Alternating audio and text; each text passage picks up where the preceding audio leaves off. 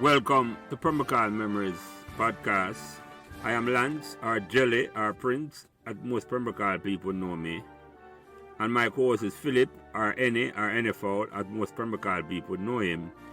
And both of us are from Pembroke Avenue. Our mission on this podcast series is to explore how Pembroke Hall, a small community in the Kingston 20 area, surrounded by Joesland, just across Washington Boulevard, Marvalley, Trucks Garden, or Francis Land as I know it, Arlene Garden, Patrick City, just across the Sandy Gully, became the epicenter of football or soccer for some people in Jamaica in the early 1970s. Pembroke Hall was also home of some of the most legendary musicians and entertainers of that era. I was still going to Pembroke Hall Primary when every single Sunday a triple header was played at the original ball ground at the intersection of Pembroke Avenue, Pembroke Hall Drive, now Kennel Drive. One morning match and two evening match was played to a capacity crowd. These teams, Patosi Rovers, Carawina, Asphalt, Covey, El Furto, and Dreads, was joined by Marvalley Uenden to play in the Pembroke Hall Corner League football tournament. And every baller in Jamaica at the time wanted to play in a Pembroke Hall Corner League to showcase them skills as the first officially organized Corner League football tournament in Jamaica. In this conversation, we hope to capture the memories of players, supporters, and any members of the Pembroke Hall community, male or female, who want to come and share their stories. Your feedback and support will be greatly appreciated on whatever social media platform you might be listening, and thanks in advance. Ready?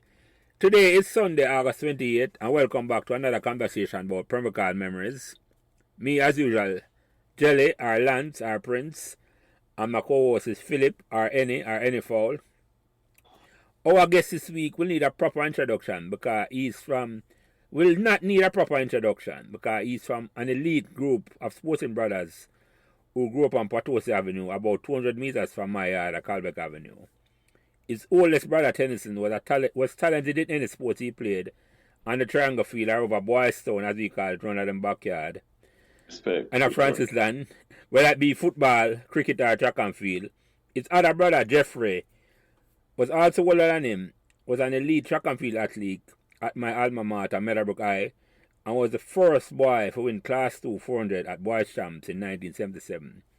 The last time Meadowbrook was in the top 10 of Boys Champs. Our guest today played the hook shot with utmost disdain, and I used to look upon him and say, boy, I wish I could have grown up and bat like him. But me never learned to play the hook shot, so. But without further ado, I'm going to make him introduce himself and tell me about the Pembroke Hall story, including our bicycle riding skills. So, yeah, Brian Walters, introduce yourself, my brother, and then Philip, introduce yourself. Yeah, gentlemen, it's a pleasure to be here, man. You know that, Lance, because we'll go way back. It's a pleasure to be here. You know that the only thing I'll say, guys, is that I've been listening. You guys have been doing a tremendous job with this, with this broadcast, and you know, enough respect for doing that as well. And I think the memories are very important for us to sort of memorialize them. But I'll say this: I think at some point, though, you guys have to start bringing some women in here, man, because we need to get the female angle.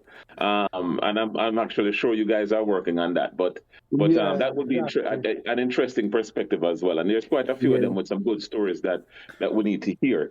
Having said that, though, you know, I'm not gonna highlight too much, who I am, but I can tell you, I went to Pembroke Hall when I think I was about three and a half, and we were a part of that first class that went when Pembroke Hall opened. Pembroke Hall Primary. Pembroke Hall Primary started, and you know, it's just the people you met. I think one of the first. You guys might not know those people, but the first person that came to us, me, Jeff, and Ten. When we were kids that we had just moved in, I remember was the Minards, and Franz Minard came up and introduced himself, and you know, just one by one we started meeting everybody in the family. But Lance, I want to tell you though, respect, because a lot of people don't remember me as a cricketer in Pembroke Hall, and one of the things I never know is that at JC I'd actually represented JC in the three sports, in football, cricket, and of course track, as I think most people remember. Track and field, yeah. But Lance, you remember this, man? I think when I tell people that cricket was the sport I enjoyed the most back at Pembroke Hall. A lot of people warm it because you remember it was a thinking man sport, and it required it just the calmness and the environment itself of playing cricket was just relaxing. So big props for remembering that, and those are some fun memories, and I'm sure we're going to go through. Yeah, man, we're getting at that, man. Now, Phil, introduce yourself, and then I have something to say to Brian about yes, once again, man, without doubt, this is Phil, aka NFL, from Pembroke Hall, Calbeck Avenue to be exact, and we're really glad to have you here, my brother. We're looking forward to a fun conversation. Yeah, man. Yeah, Brian, so before we start the conversation, come in and make all the questions and just talk right? We just meet up after this long time. Yeah. I'm glad you mentioned the part about female, and anybody you know, when the female are interested to come on, you just send them to me, because yesterday we had our first female guest. Okay. And you're supposed to know her. She lives right beside Bobby Culture. Remember the Scott, remember Penny? Yeah, man. The question is which one? I mean, Odette, you're right, Brian. Odette reach out to me. I'm saying, you know what? Just like I learned my mistake from Meadowbrook, the Meadowbrook thing. I'm saying, no, man, I have to have some female on, because this is not definitely. So she come on, and if you want to come out next week, if you want to come out before years next week, because they are yesterday. So I agree with you. I'm just to put it out there from now. When people hear me I talk, I say, any female who want to come on. As a matter of fact, I put out to even your sister. I remember your sister name was Clear. She's younger than me. If she interested, I'm brave enough to come on face my little lollipop spin bowling. She can't come and... Yeah, definitely. I'm glad you did that, though, because, as much as all the men have been interested, there's definitely another perspective there. Definitely, Brian. We can check out the plan. But definitely, Odette is big props to Odette and know her very well. Weed and I were actually in the same class. Right, you talk about Weed at the right. Henny did talk to me before about Oliver Brown, and he lived kind of like around closer to them than I did. Yeah. As well. Beside Mr. Bliss, and them they're beside Mr. Right.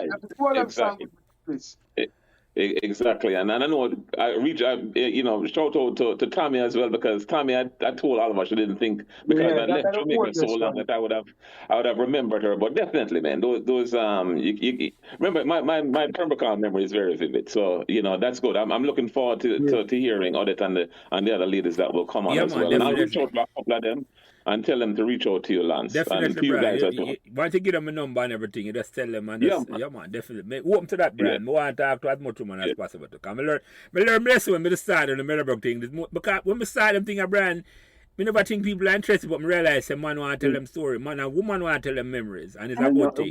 Well, at that, like you said, it's a community that was rich with unity. Yeah, man. Yeah, exactly. So that created a lot of fun memories for all involved. And it's a community program. Yeah, exactly. Community memories, man. So fair memories different, Brian. May I tell you? Because when I think when I realize, Brian, they say women not go by nickname, women don't remember nicknames. I don't use nickname. They say, whereas we remember a man by a nickname, I talk to Odette, say, I say nickname. She say, who that? So it's a different perspective. You're right about that, Brian. So anyway, that's true. Go ahead. That's so true, man. Go ahead. No, man. So anyway, the first thing I want to find out from you is why year you come to Pembroke Hall and how old were you? Yeah, I mentioned it earlier. I think I was about 3.5, and as you know, 10 and Jeff were a year. We were in consecutive years. So I was about 3.5. Jeff was like 4, and 10 was 5. So we were actually, when we started, we were going to Calabar All Age, which was a primary school, because we had 2 aunts that were teachers there. I was really too young to school, but every time they were going to school, I would cry. So them just carry me with them, and I ended up starting school very early. Brian, a year and a half. Yeah. Just an interject. Where's Calabar primary? Good question. I can't remember what that. I think I slide. It's downtown, somewhere downtown. It's downtown, like down by East Queen Street, somewhere down there. It's Down that either side.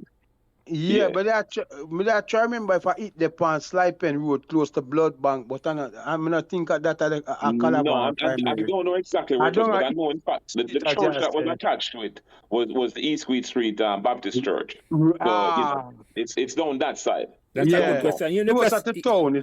If that school still exists, Brian? Yeah, I believe it does. I actually believe it does. So with the three of us went there. Jeff and myself and Penn went there, and then till Pembroke Hall Primary was established, and then we just made the transition. So we were in Pembroke Hall from that time. And as a matter of fact, we were there, and I think Claire was born there. My sister was born there. At Pembroke Hall. And what year? So what year you moved to Pembroke Hall, Brian? It would have been 64. 64. That's the same year we started. Same year we moved up Pembroke Hall. 64. Yeah. It would be like either 63 or 64. It would be the actual year. So, yeah. So where you come at Pembroke Hall first? What memories you have? I mean, you might not remember where you just come, but where the earliest memory you have at Pembroke Hall? Put it that way. The earliest memory, as I said, I think we're talking before we went online was I remember the three of us were just there, and we're on the veranda.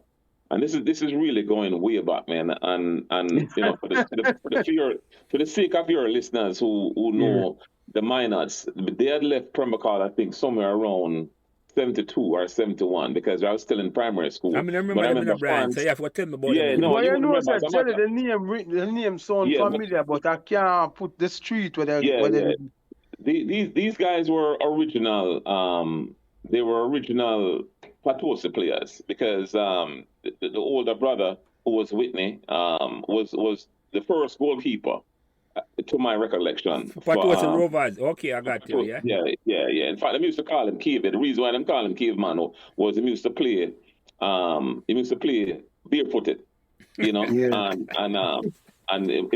the man was a no frills keeper, but he was a solid defender in terms of the goal. Yeah.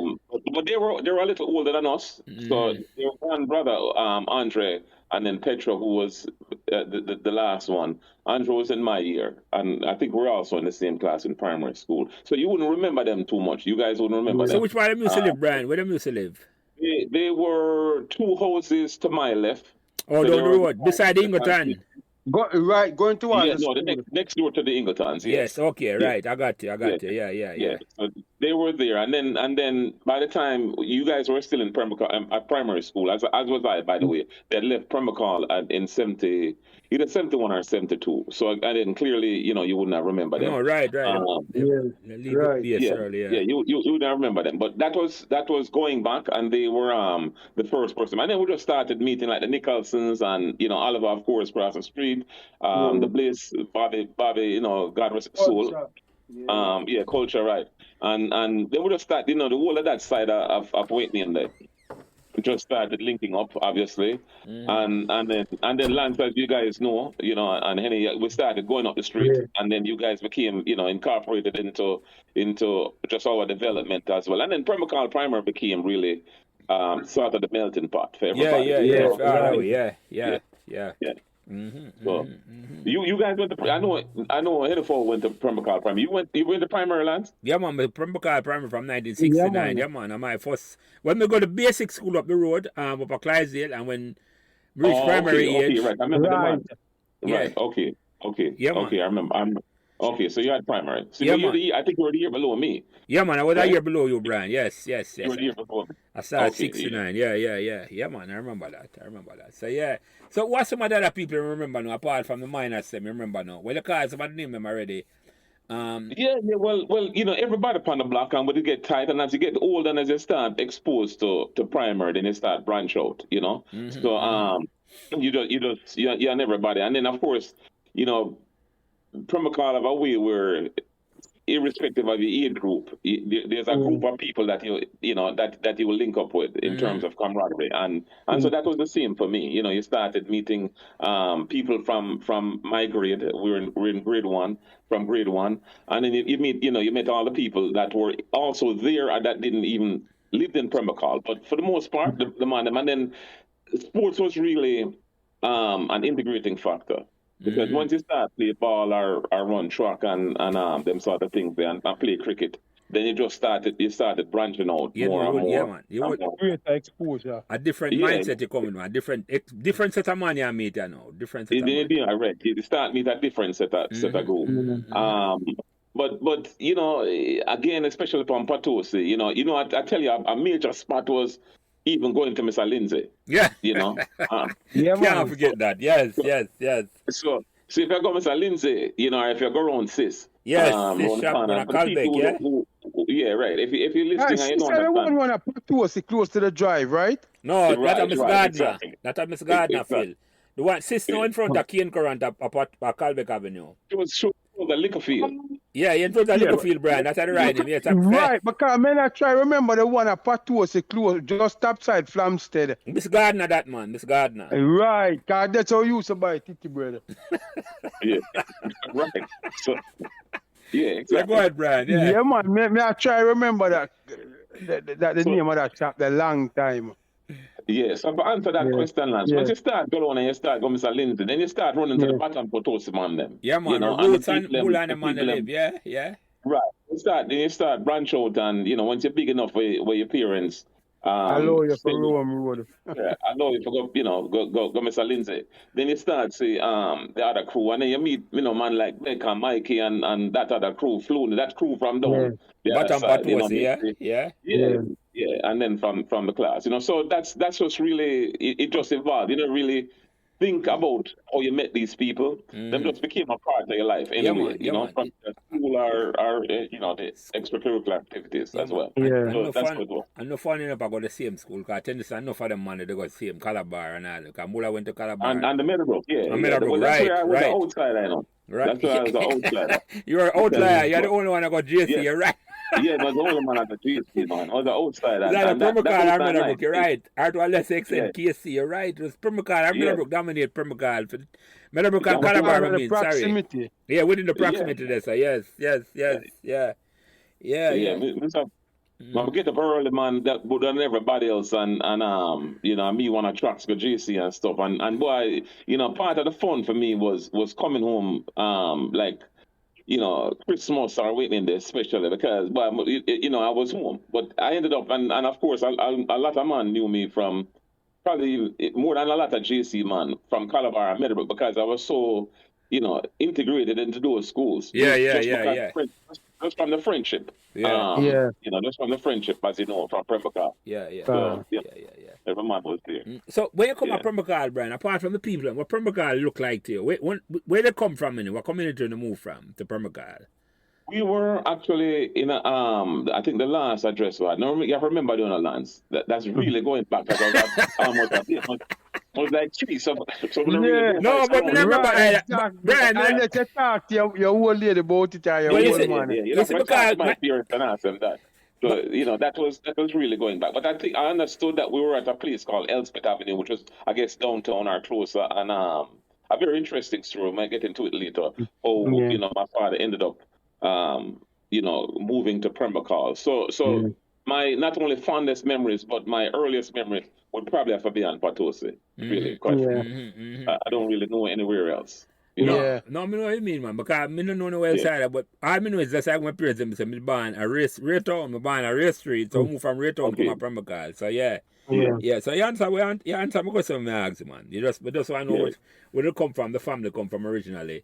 So where come up? Where remember about Pembroke Hall? Where it look like to you? Apart from the people, them man, I introduce them. Say, what was Pembroke Hall community like? Where remember Pembroke Hall? If you go back to your early memory. Also, that's you can take that from a couple of perspectives, but the main thing is community. And let me expand upon that a little bit because what it was is, you know, when I met my wife, for example, when she went to St. Hughes and she lived not far from where she lived from us. She grew up going towards Meadowbrook. You know, in what do we call it, Arlene Gardens, I think. Arlene Gardens, right. Yeah. So when I met her and we were dating, you know, she had some nephews and stuff back in the day, and I was really like, wow, you know, they were playing like badminton and tennis and all them sort of things there.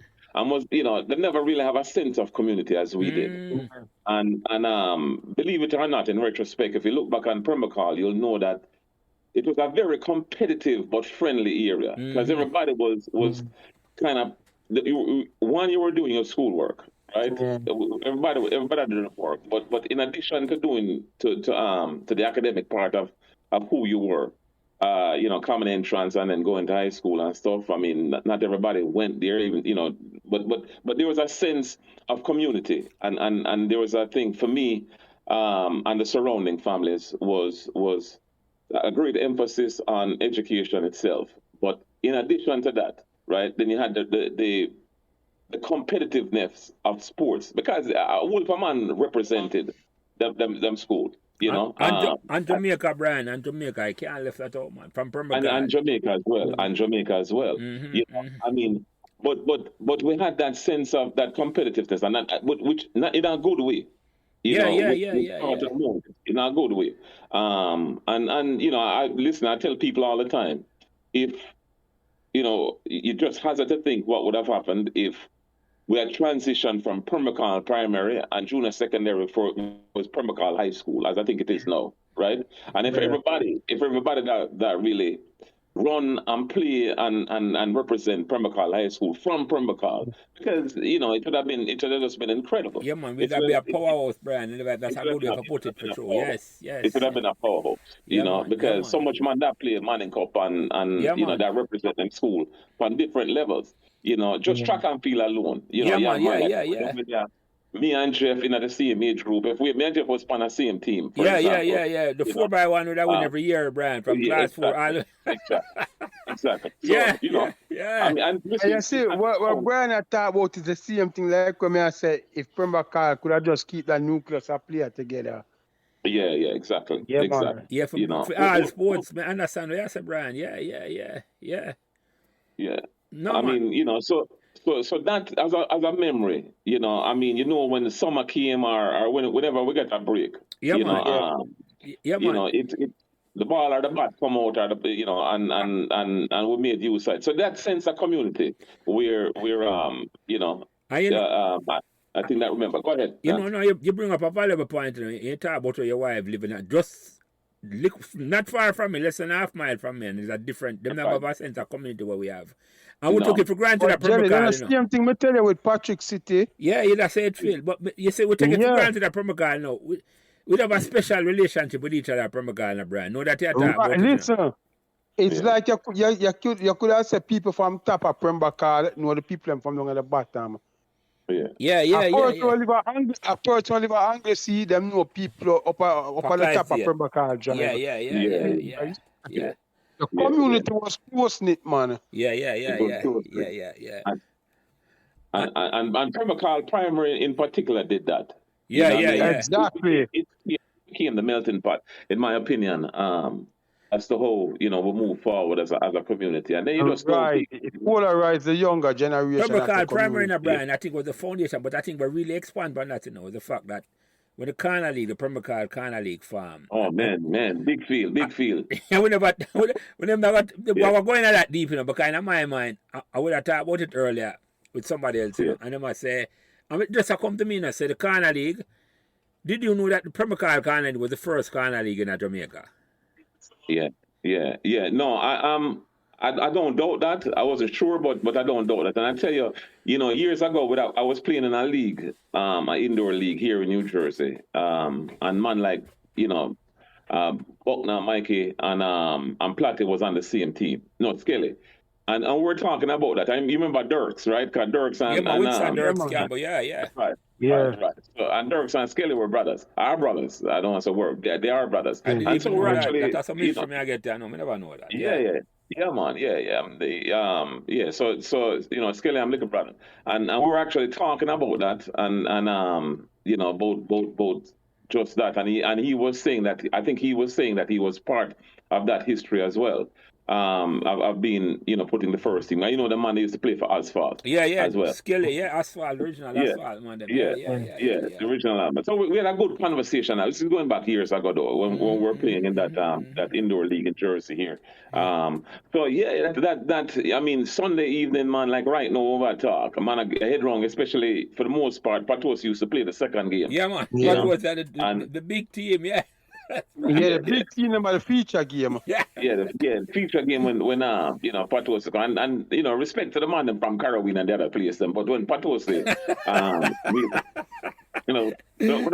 disrespecting the body. You know what I mean? No, we're not that brand, but no.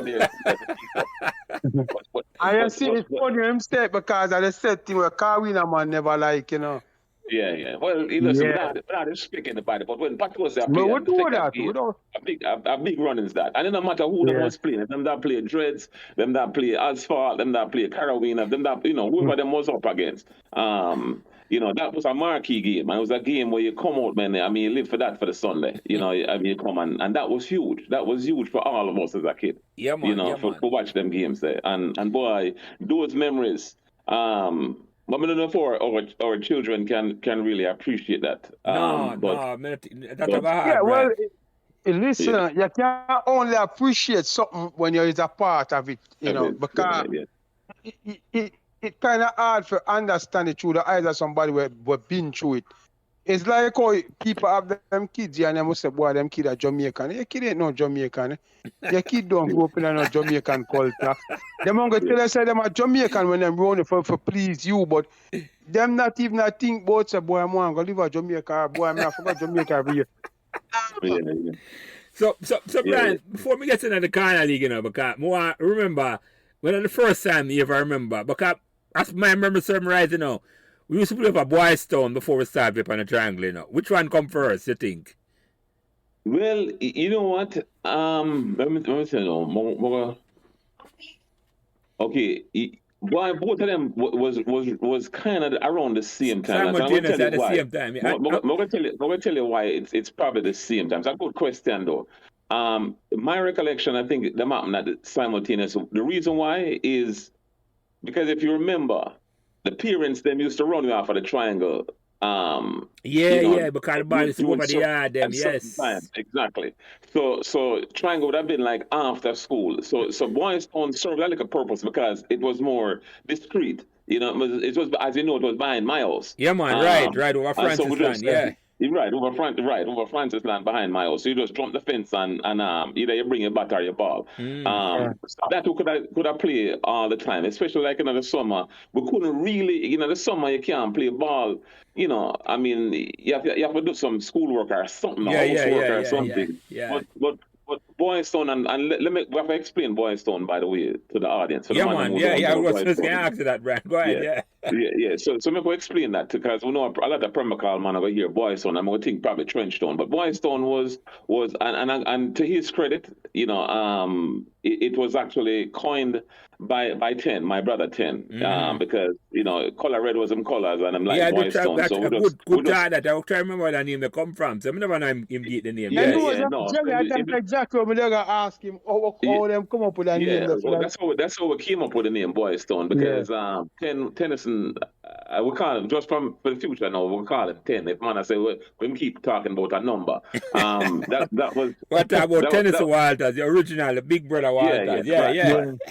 Yeah. So credit to 10. He was the one who gave it the name, and he said we could go over by boy. We'll call this Boys Town, and because it was also boys a kickball over there anyway. So that's how it come. It had nothing to really do with Trench Town itself or the original Boys Town. So why am getting the name? So the color red was him team. Liverpool or Boys Town was him team.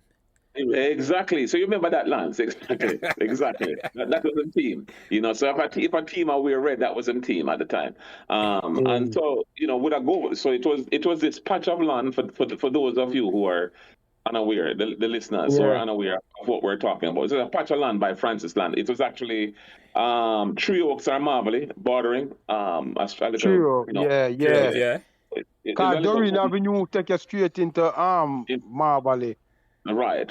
So that stretch that was behind us, and we'll just claim it. Yeah, man, there in Patose, it's a piece of land there in Patose Avenue. Right. behind all of the house up on Patos Avenue from Calvert Yeah, Avenue. man. And we just click that for boys somewhat. Go ahead, Brian. Sorry. We just claim that land and we call it so we just run our sports there. It wasn't the biggest stretch of land, but we made it flat enough where we could have scrimmage and as you know, play cricket as well on it.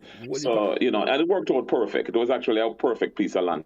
Yeah, man. So going back to the original question, both of them kind of came simultaneous, and because the other one was more wooded and it was more discreet. It was really out of the ears, if you will, of the parents. If one hideaway. You could have go play when you're not really body appearance, or you wasn't really out in the public eye, so to speak. You wasn't in eyesight. No, exactly. So we had different shifts where we're going, and of course that was exclusively for cricket lands, as you know. Yeah. Most of the cricket players on a boys' sound, exactly. Yes. Yeah. So it was exclusive. It was exclusive to cricket, but even though we play football over there as well. But we know the triangle, again, for those who don't know what we're talking about, that then there's another stretch of land, which still exists, by the way, which is still there, which is right in front of our houses. And Patos. And Calvert Avenue intersection, yes. And rightfully it was a triangle, so we just call it a triangle. And for the record, Brian, a whole heap of Patos, man, from the bottom Patos, can play a both boys' town and a triangle. Man. Well, you know, say, funny, because even where Boys Town is concerned, I think the Patos, man, them used to utilize it most originally. Like Cassie Brown and his brother DJ and them man them. Yeah, man, all the way over there, man. Man. The man that used to play over there before we start play over there, if my memory serves me right. Yeah, man. The one that stretch, we should run triangle, man. But you know what? You make another. I raise another point. So you know, man like Beck and Mikey Muller and Beck name and Brian. You know, my love call nickname, but I have to clarify. Beck name is Michael Toland, right? Right. And Muller name is Michael Garden. We have to make sure call the man right name because trust me, if a woman I hear this, they're not gonna know by nickname. Just I tell you. Yeah. Well, the Pembroke Hall side or the Patos side, they will know the man. But anyway, I want people will know. But the people that were outcast, somebody grab for break it down for them. Go ahead, Brian. Yeah, because it's like how you would have introduced somebody to the chat, even though them is not a Pembroke Hallites. So them are gonna be lost as to the nickname them. But then if you give them the right name, them No. The example, make it a better way, Phil. My wife from Pembroke Hall, and there's no way. Well, she look younger than me still. She not know none of them nickname, None of them. But remember say them come. Remember say Angela come. Come afterwards, right. Late.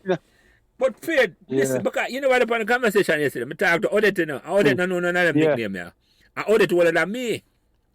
If I'm not I'm surprised by that, though. I'm surprised by that.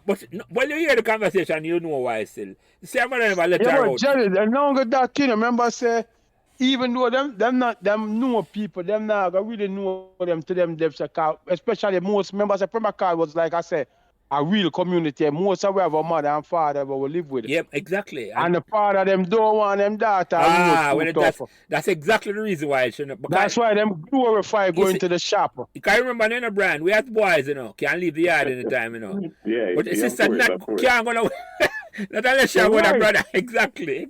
But go ahead, Brad. Sorry. And you remember also my gate never closed. So, no. Until No, right. We come down the whole night. Exactly, Brian. Exactly.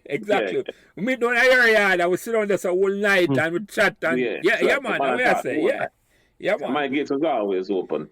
So anyway, what I said was, we set up a bottom Patos, a top Patos. Someone, the man who are listening to this thing to answer this question. So Peter did make up a nice Peter Nicholson. Right? Him carve out a nice little trophy.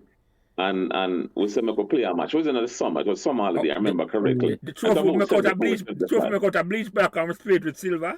No, they make it nice, man. It was out of wood. Okay. And good. Yeah. Time on it. Some good woodwork in time on it. And we play top Patos. So I remember, I know both Mikey probably was there. I know Flooney was there, and I think Messi was there. You know, and I try to remember all the man them. But I know Flooney, I think they'd come and both Mikey and stuff. It was about 5 games. Bruce probably was on them side as well. And them come and beat me and take out the trophy, man. Them come and beat me and grab it and them run. Ray was on the team too. I know Ray. Ray was bigger brother. Yeah. So I think Ray was on that side. And you know, them come beat it on the triangle. And them take the trophy and there was no rematch. So to the man that I listen from Papa to say, we just want to know what that trophy is if it's still safe. No better still, Brian. Want a rematch. Want a rematch still, you know. So they never listen, we leave Jamaica and there was never a rematch. We never ever see that trophy there again. You know. The man have such a trophy and run off with it, Brian. But Jenny, you know, see, I just make a good point. It would have nice if you have all who are alive, the original generation, them come back and play like a friendly match. Yeah, man, that would have nice. Yeah, that's nice. But my knee don't, so we couldn't watch that, you know. We don't have no more knee now. You know, the goal. It's all of my knee. Yeah, you can set up another goal, Brian, yeah. But we look good from the outside, but we don't have the knee. No. Yeah. What continue, Brian? Yeah. So you know that was part of the memory of the triangle itself and some of the, Boy Stone, right? Come here, try to remember which one come first, where the name come from. The triangle name is obvious. Because that's just a triangle. That's synonymous. Yeah. Everybody call it a triangle. But the Boy Stone name now, I just know it as Boy Stone, but I never know where it come from. I'm glad they tell me that Tennyson come up with that name there because... Ten have to get the credit for that. Yeah, man. It is true. I forgive them. And that's because you remember, I'm surprised you remember, Lance, because definitely, you know, any team with our read was his team. Yeah. Liverpool and Boy Stone was the 2 team. Yeah. And I'm still, by the way, wearing the red and black. Red and black are still in color. I see them colors. Yeah. Oh, I represent jungle. Yeah. Definitely. But listen, we talk about the triangle. What the man never know as well is we use the road for track as well. You're right. Just I'm coming at that because I want to know at what point you and Tennyson are Jeff, because all me could have said, you could have run around, you know. Who knows an elite athlete in my mind. When you realize you don't have that skill, or that was a natural skill. And a multi-talented. No, well, let me tell you, that start from Pembroke Hall Primary. You know, if you know anything about Pembroke Hall Primary, the man them used to go to school early or during lunchtime. We used to just run the side of Pembroke Hall. So, you know, at the end of the school, to the right of it at the time, was just a natural track itself.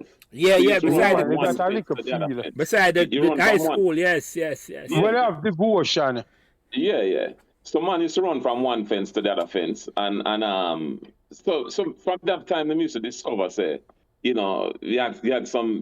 This wasn't too bad. No, on the triangle itself. No, you have to remember man like Stafford. You remember Stafford? Man. Cousin. Yes. He was the first man on the street. So respect to the man them as well. Who was on that street that went to Penn relays. And you're right. I remember that in a brand. He must have stats, right? He must have got stats, and he was on that team with Vassal and Sammy and thing there. So it was. I think he won the second or the third. What's Samuel's right name again? What name? Everett Samuels. Yes. In the Depona team there. I never remember. Yes. Yeah, man. Yeah. A 4x1 team there. Yeah, Stafford was on that team, that 4x1. And you know, the one of them went to college together as well up here. Yeah. So we used to just once track start. You know, we used to just sprint up and down as well. And so from Pembroke Hall Primary itself. In fact, I remember probably my earliest memory, and this will go deep into the 60s, by the way, maybe the late 60s, but they had a little track thing one Christmas or something run by Big Field. And I remember going in it, class 4, it was even pre-class 4. And Big Field for record, Brian, around at the bus terminus. Around the bus terminal, right. Yeah, man, And so we're run by Big Field, and I remember winning 100 at that time. But I remember the race, it was so crazy because you could hardly see the track because people were coming in and encroaching on the track itself, you know. So I remember that. But I remember one, and I got a certificate. In fact, I still have it. Yeah. And I go back years and years ago. So we started on track, and then once we reached GC, that for me, once I'd gone to GC in first one, my first school. It was sports. It was my first Sports day. It wasn't sports day. It was first PE. PE, like. It was my first PE. Yeah. And I remember taking PE, and it was right before the lunch period. So the bell would ring, and the whole school I got the tuck shop itself. So we come out, and the PE teacher did have all of us in the class run a 400, and so everybody that watched, somebody just step up my game, and from them, so to speak, them start telling me, boy, if I find this guy Walters and stuff, I can run. So that was really kind of the opening for me, especially at GC, where it started really take track. But the thing is, as again, from Potosi and from Pembroke Hall, listen, man, if we have the facilities, or if we have the ability to play the sport, we're going to do the sport, and that's just how it is. Yeah, so unfortunately, man, just excel. Yeah, but later I'd actually, and I'll share that with you guys too. I later found out that was just a divine thing for me as well, part of God's plan. Being that, because when I came to the States, my parents now had 3 to 4 kids that were college ready, and they couldn't afford that. You understand? So the 3 of us, right off of the top, we got, I had about a football and a track scholarship. Jeff and Ten had a football scholarship to William Patterson here in New Jersey, and Jeff had a track scholarship with me, so we went to the same school, and we had free things. But see, to me, and I start to appreciate that, is that God was really setting the stage, and opening the doors, and so we just did it, and it was a means to another ends, because it was able to pay for college education. Definitely, and I did well. So that you appreciate, and sometimes it's just how it works. You just start. Things just going in place, and then you take full advantage of it. So and I'm sure a man from Pembroke Hall as well went on to universities and were able to play sports and stuff like that. Right. As well. From that foundation, But that worked for me. So Brian, what year you came to the US? We came in 77. Oh, okay. 77. That means you're earlier than the rest, because most of the man them come 80, 81. The man them will actually leave out early. You left out even earlier. Leave out like when Paul leave. That a Peter brother, Prof. And Brian probably remember Prof. All Prof, man. And I'm like a brother. Prof live San Diego side, I know. I talk to him all the while. Last time I talk to him, man. Peter Paul might talk to Peter more. That Philip like a brother might talk to Peter more. So we touch with one another. In their Connecticut. They're hard for that. That's him come originally. So No, so Brian, so what I say now, you develop that skill, that track and field skill at Pembroke Hall Primary, and it carry you right through life, where it carry you to, you get scholarship. Right through life. All down, not you alone. All down. It became an end to a means, and I appreciate it, because when you look, I mean, my parents obviously couldn't put 3-4 kids at the same time. Definitely. As new immigrants. And so it was what we were doing from Pembroke Hall Primary that took us there. You know what I mean? And it was I had many recruits and many opportunities to other universities. And we just set up one. But let me ask you a question about that, though. Where it's obvious to me when I get inspired to play the football at Pembroke Hall, or cricket to a lesser extent. Football obvious, and we're getting that fully. Who inspired you for the track and field? All right, so that's a good question. I'm glad you asked that question, actually. So my last year at Pembroke Hall Primary, I'm going to tell you this. My last year at Pembroke Hall Primary, me and Phil asked him about Oliver. Me, Oliver, Jeff and Ten, the 4 we took the bus and we went. And not the Oliver Brown for the record. Oliver Brown. Oliver Brown. Man. Fighter Brown son. The four of us, when I was at primary, went to Gibson Relays. And we went to Gibson Relays to watch Gibson Relays. And we went we went early in the morning. And that time the tennis now got Calabar already. Yeah, man. 10 was in Calabar. All right, I got you. Alva was going Calabar at the same time? No, Alva went to Camperdown. Okay, all right, cool. Two big running schools them there. Yeah. So we went to watch the race and KC that dominate high school sports at the time. Yeah, man. KC win champs for 15 years straight. They must kind of run, But I remember just being zooming in completely when I run a name Maurice Beecher, which turned out to were cousins as well. I watched Beecher and in purple and white and I'm had like a red and white spikes and I was just everywhere move. It was in class, I think. First year class, so maybe our class 3 at the time. I never run hurdle, I think, Brian. Hurdle? No, it was a sprinter, man. From class 4, it might be 100 and 200 meter record. It was just a tragedy at KC. Yeah, man. And again, a lot of man we don't know. I mean, I was in love with KC. KC was the school I wanted to be. I mean, I was dreaming of being in that purple and white, And then when we go purple and white. Purple and white, man, I hear that right, I know, Brian. You're there. But the man know Jelly is not. Yeah, man, tell you the truth. So we went to watch the weight, man, and but just everywhere Beecher went on the track, I was just watching him and stuff, and it man, just. His technique and everything was just, it's just incredible. So I remember when we left, I was like, wow, that could be me. I me that. I just identified with that and said, that's going to be me. And so, when I went to, so I'm going to tell you another story which is tied into that now, because, which if you ever, give me a second to tell that story, because this is in line with that. Yeah, man, go ahead, man. Go ahead, Brian, Yeah, so I'm going to share this with the audience as well. So, my first choice was KC, and my second choice was Calabar, because 10 was there and the man up on the street. So that was my 2 schools. But my dream was, in fact, when we were at Pembroke Hall primary, so man like Courtney Fiese, Philip Chan, all the man, and Victor Tola, that was in that class. We had like a KC corner. The whole always said we were going to KC. I don't know how it was. So from that class, Courtney Fiese, and I think, just a few of the man, them, Mark Leadley, a guy named Raymond Shaw, and a few of the men ended up going to KC, but all of we were supposed to be taken to KC, like KC and Calabar.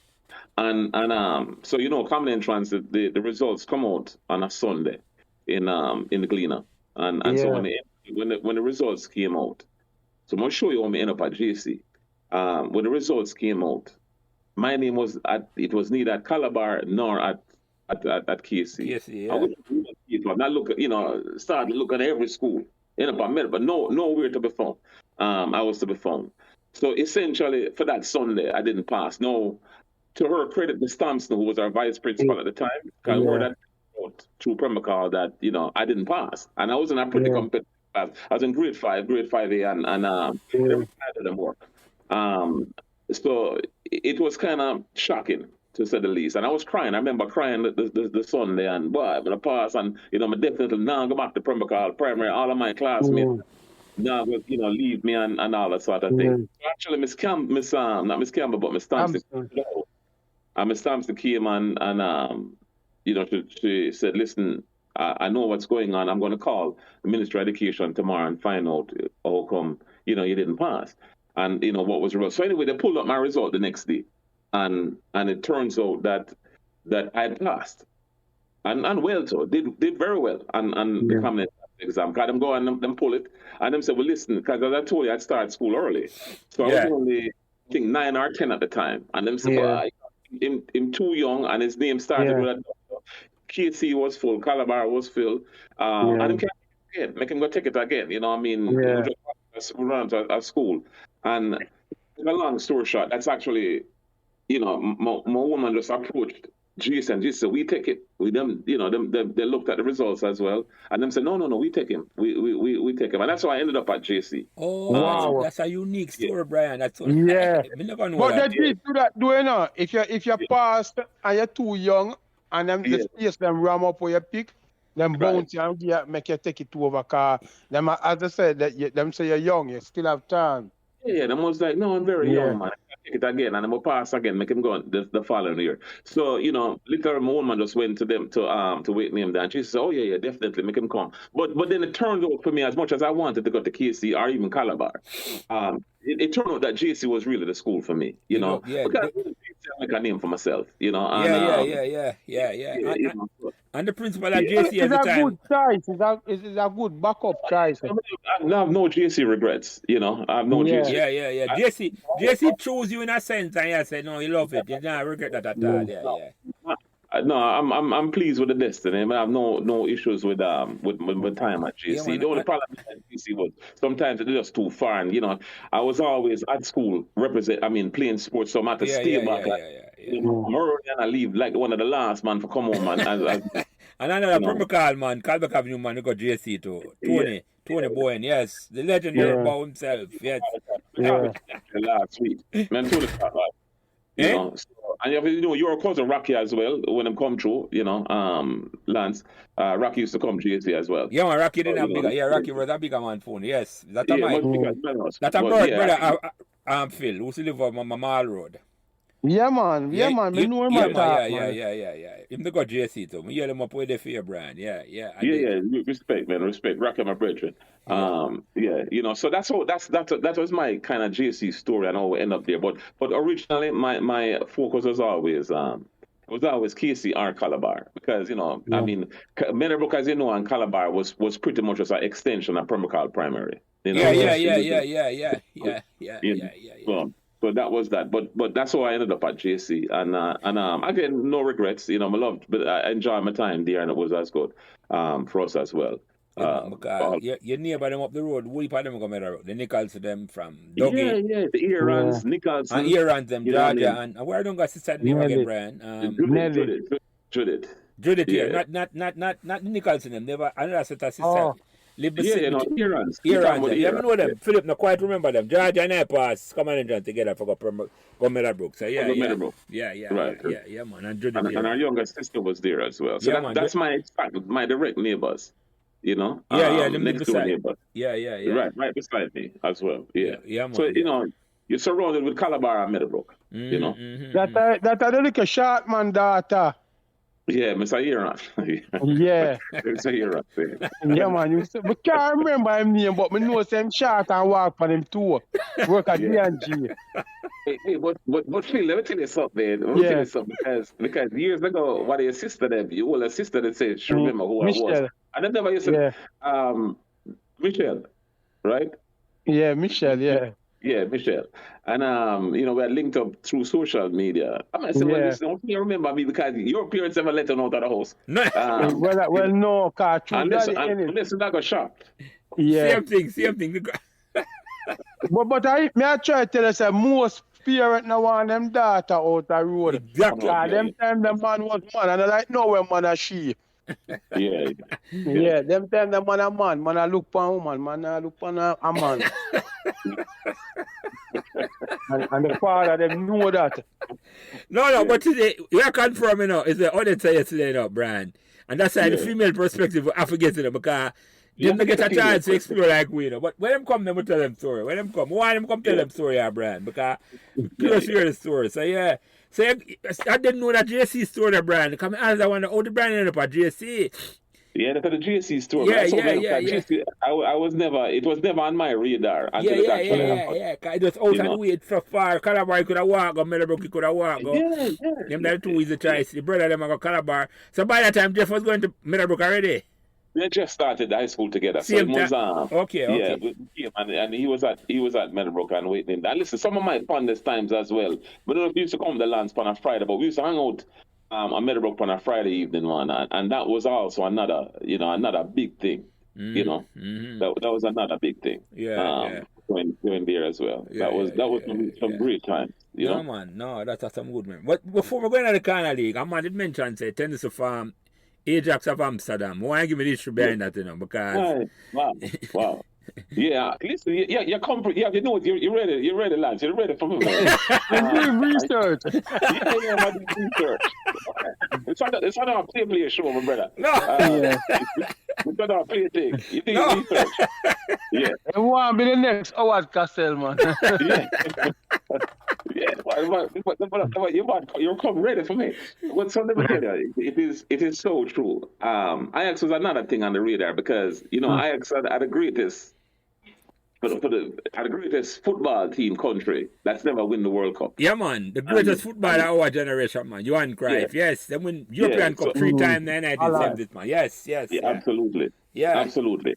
So with me skins and that group that was coming out, Ajax, it became another story to that. With the start, or like a Patosa team, I would call it Ajax. Yeah. But tended to have a little color blindness. It wasn't beyond the regular colors. So them used to wear the orange, and so I don't know if you guys remember this, but when they start a team, that football team, all of us from that little from Patosa there, I would call the team Ajax. We had to go buy dye. I don't know if you guys remember. You used to get that white T-shirt. Oh yeah, and you could dye your color. That's how we used to get your colors. I want your brand. Yeah. That's why you get your popular them time, Yeah, of course. You have to go get your colors. So you dye your shirt orange because that's your colors, right, Brian? Exactly. That was the color. So you can sort that in the bathroom to adhere. You know what I mean? Yeah. And sometimes you take it out too early. Yeah, man. The orange look different. Yeah. So that's how we used to get the gears. Yeah. You saw that in the bathtub for a while, but the Ajax thing was again just naturally through the popularity of the Dutch team and the Holland team, and with Cruyff as well, and Nieskin and that group from then. So we just and of course that's how man like Beck get them name, Muller, because Beckenbauer and Word Muller, yes. And so at the time those were the heroes obviously. Yeah, man. And so you just become part of, I guess, the vernacular for for us as youth. So that's how that did come. But yeah, we had a nice run at the time for a couple of years, and that was again just incredible memories, man. I remember that, man. I remember that to farm the team, man. I never quite remember that. A man mentioned me say, yeah, man, I remember that. He asked about Amsterdam to tennis farm. Yeah. Because that's how unique Pembroke Hall was, You see, so much man want to play. You remember when we played on the Triangle Brand and so much man want to play that you have to wait. Yeah, they get two packs. So what we started, obviously, was we started playing like a round robin thing. So yes, exactly. You know what I mean? Yeah, then we had to go to a one love trip because man. One love trip. You know what I mean? Yeah, man. Remember, I just said that to Rad. Phil, you remember that? One love trip, you know what that mean? Yeah, Jelly, one who score first, the other team are losing team for come off on the field. Exactly. Yeah. So much man can't play on the field one time. I want you remember, sir, one time it get to a point where like the bigger man them want use them size and overpower with like Kazi and Steady Brown and them man there.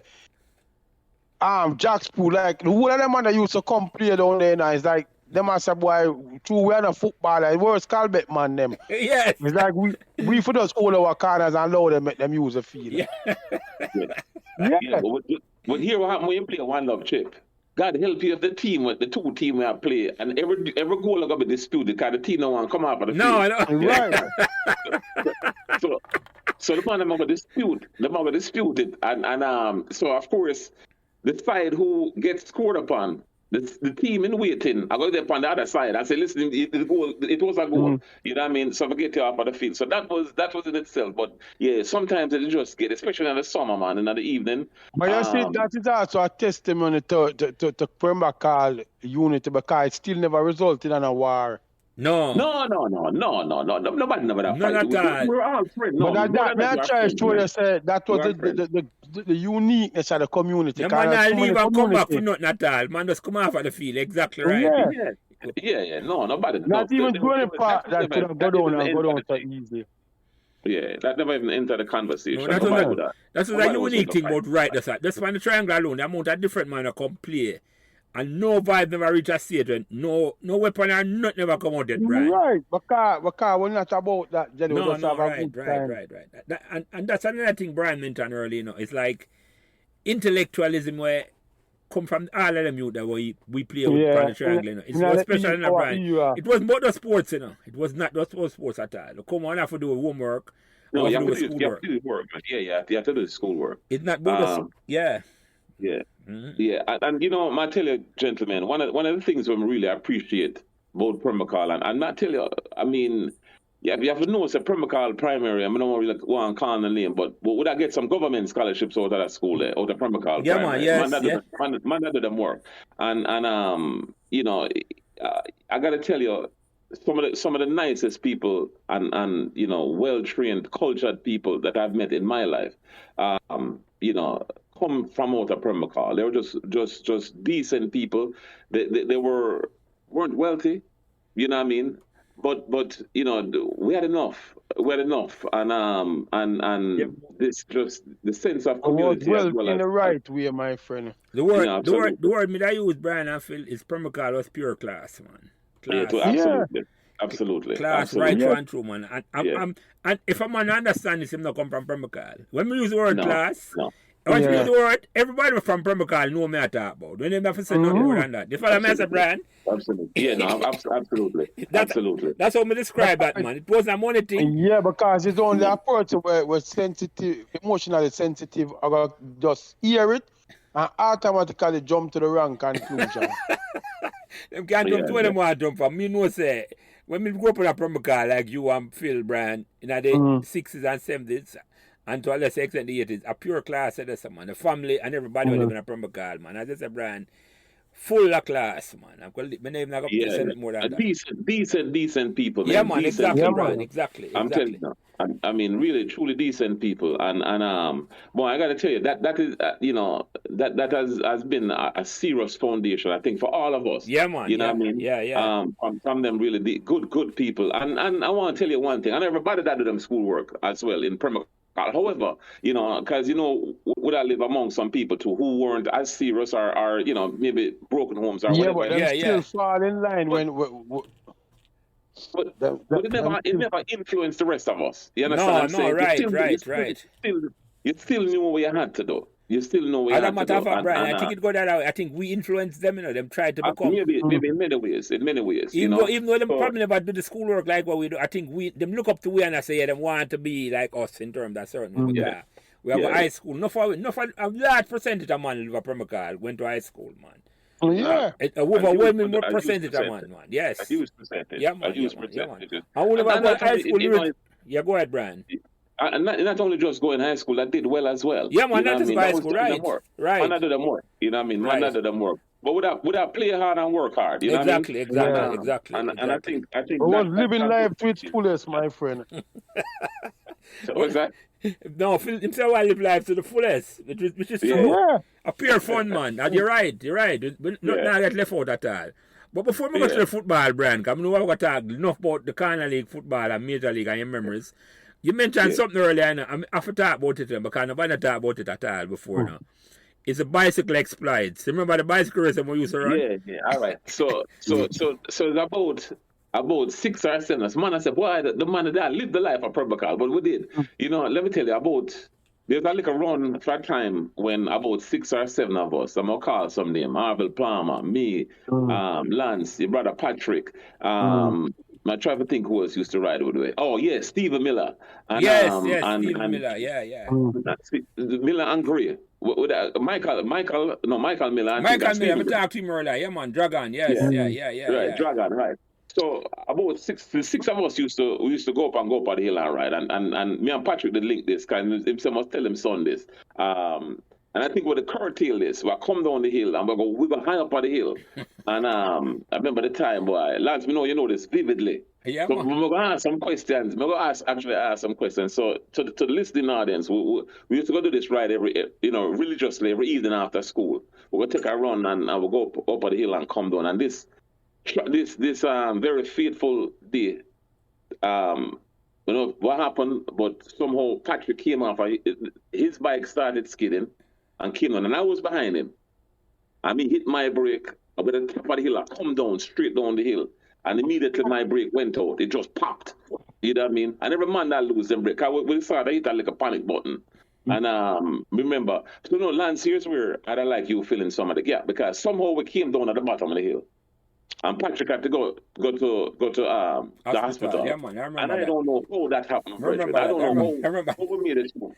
I don't know how we made it to him. And I think the angels them just take over. Because I have no recollection from that. What happened after that? Let me tell you what. Remember that good Brian. Remember what? Because guess what? You remember that day, obviously. You clearly remember that day. And hear why me survive now. Remember always, me are the slowest one, whether me I run or I ride. Or the most coward one. You see me I say this? So me at the back of the pocket, I want the pack take off though. And Patrick and Brian and all them take off down hill. And Patrick bike out of control. Up a Great House Circle up a Meadowbrook Phil. I emptied up on top of empty. Where the 37 bus park. Yeah, man. Up there, so, and I come down and the bike out of control, Brian. And him come off and tumble off a deal. And him end up at hospital. It's a youth. When you used to come to Meadowbrook parents that came to hospital. A brother named Leighton Del Valle, I think.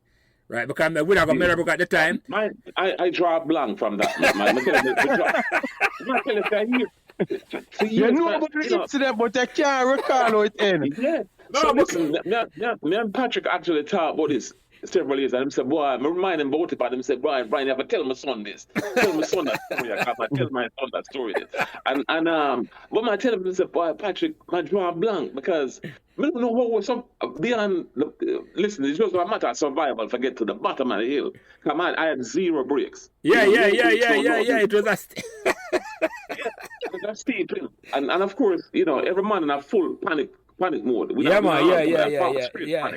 No, man, go ahead. He was seriously injured, man. And as I said, the reason why I survived, I walk come down the hill, Phil. After me see the crash and everything, I say, I not going to test at that time. Because as you know, I don't know, I can't run, I can't climb. When I go and stay in Brian and for climb the fence to go bleachers to grandstand, me get caught at the top with police and man I laugh after me. So all of that, me know. So that's what happened. It's a youth from Meadowbrook, the came by the hospital evening, man. And then Bad. But I tell you, my recollection from Jerry, what did happen to him? It did get chip up away and it's like chip up big bad man. Bad Phil. Bad. But no broken bone or nothing. No, that I remember. No broken bone. Fortunately, no broken bone or nothing. Because them time there, helmet, when are we in a helmet? That's a net part of the Jelly, why you think no for the man them are even know they have a bike and them try put restrictions on that and take it serious, the police. No man no want ride with no helmet on. It's like even with bike. A man want a girl see him on that. Motorbike, yeah. We'll make you them live. Well, ignorance, Ignorance. Yeah. No, Brian, I never remember saying you did it on a ride, but every evening we used to ride go by Evandale. I was there every evening. Yeah, man. We ride through the whole place, man. All the way from Meadowbrook and Evandale with that ride through, Brian, because we have the bicycle. And that's the thing what boys could do. You're right about that, because it's not like a girl that ride with them. A girl couldn't ride or much skill with the riding skill. No. We're serious with that. We just start ride again. But I tell you, obviously somebody stopped for a little while because we never have no brakes. And you know it is when that thing go down at Jamaica and you don't have the money, you just have to leave it. Yeah. So you're right without brakes. Exactly. And that was a reflection of our finances at the time. Yeah. So that killed things, but Patrick was out of commission for a while. It was a serious accident. Thank God, say boy, I said to myself through the years, I said, boy, how did he even go back home? Only survive, yeah. No, good question, man. Yeah. A man that lived near the accident where he used to come to Meadowbrook, and his son and Patrick was in the same class. That's I remember the youth name up to today, Leighton Del Valle or something like that. Okay. And we take Patrick to hospital and as I said. And you know what this tell me? Yeah. Brian, tell you was really traumatized. No, well, yeah, no. Yeah, man, that's why I can't remember. It's like it put in a state of shock. No, it was because guess what? His bike the thing it was one of the pedal hit the concrete because the remember come down the hill, and it hit it and it just twisted him. Yeah. And he can see him go on and the sparks just flying. It just the fireworks. Because you're supposed to keep the pedal them level. You see it, Brian, I serrated. Yeah. The pedal them, when you come down in the pedal are in a horizontal position. If you have them vertical, where one close to the ground and one up, them things that will happen to you. And I said, no, I think about it, look, because I want the bull could have happened to him, Yeah. That's a waiting there. So that was the thing, man. And I remember, we just boom. I'm hit by right brake and left brake, and just it The gone. brake part, because the brake couldn't hold the speed. The brake couldn't hold the speed away I come. No. It couldn't hold the speed. Yeah, man. So we look at it coming down, you know, thank God that was the only real major incident. With the bikes, I just say after that, Brian, we kind of cool off of that because I never get a culture shock and sucking away. I say, no, we're not going to take them risky at all again. No. Not them ill thing, because some serious risks you used to take. When you used to take some rated risks, though, you never realize. Right, but once you get a touch of reality, then you're going to either learn your lesson or you're going to be a daredevil from that point on. And that's a feel some place else. You can't ignore reality, but you can't ignore the consequences of reality. So, yeah. So Brian, let me ask you this. I'm getting at the football, because football was a pivotal part to me at Pembroke Hall. The fact that the Corner League was a big thing. What the first Corner League match you remember I go watch at Pembroke Hall? It was always Patosa, man. Only the Patosa match that I watch. Pretty much. I mean, I go on a big field, and if you run a big field, with all due respect, if you go watch another team, I would call the girl them around there. Yeah. But if you go on Pembroke Hall seriously, you go watch Patosa, and you want them win. You cheer on Patosa. Yeah. That was serious business, man. Patosa business was serious. I was some of the money remember I played for Patosa at the time. No, not who remember all of them. You have to remember some man like Allah, Patrick Ingleton was my next door neighbor. Yeah, right. His sister and I was primary school together. Rosemary. Yeah, absolutely. You know, and even going back before those guys, as I was telling you, you had man like so you had DV, of course, who just had a birthday, as you know.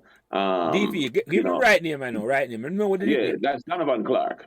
You know, right? Yeah, I remember more as DV, but go ahead. Yes. So Donovan Clark. Yeah, Mabrook, who was also Patrick Parks, I think, right? That team there with man like original Patosa, Logman and him brother. Big Uncle. Yeah. And McDonald, I think Richard them name. Yes. Yeah. I'm trying to remember. A couple of Mikey Buckner used to play on the left wing as well. Pranger, they play on that team, that too? Yeah, who? Pranger. That's a Reds brother. I mean, when I suit up, I think I don't remember him as a star. The Blair family. And I stand corrected. I try to remember the man who used to. Then we had I don't pump him name, but the man is lit pan wait name there. Name starts with an H. He was a forward with a heck of a right foot, man. The man was a rock. Chaplin attack. Chaplin. Yeah, man. Chaplin is on that screen. Yeah. Chaplin on a team there. You remember Benji? Winston, Benjamin. Yeah, Benji as well. Yeah, because Benji the married to Harvey's sister, right? Yeah, Benji married to Ivan. Yes. Yeah. So Benji was also on a team there. And then, just I'm trying to come to either from the defense up, waiting in there. But that was an impressive team, man. It was a working class team in terms of them work hard. They never really had like how Dreads would have Maya sort of thing. They never have a big star. Yeah. But the man and Patosa was well represented from Pembroke Hall itself. Yeah. Because the man was that was a working team. Now, to my recollection, when I left, Patosa probably had the most trophies in a Pembroke Hall in a Corner League. The team that was just. I think you're right, in my mind, Patosa was the best team in terms of organizing the youth, and like always are bringing new youth in from the community, from Patosa itself. Yes. Well, it's like what it said, Jelly. Them structured better than most of the other team them in the Corner League. Yeah, them took it serious, man. Them was very dedicated. Them was very dedicated, and there was a unity within that team. It was really a pleasure for cheer for that team, though. The man that really set the standard, and it wasn't joking business. When you go on big field, you even watch a Pembroke Hall or a Patosa match, you went round there for see the man to win. You know what I mean? It really was cheering for them man there. It was a recreation. I mean, you wanted Patosa to win, and for the most part, they did. They were, there was a pleasure for cheer for them. Yeah. The man is set the stage. So, that's my total recollection. No, I can tell you though. After Patosa match, we used to just link up. If you remember, man like Michael and Maxwell Sharp and the man there. Yes, Sharp and them. Yes.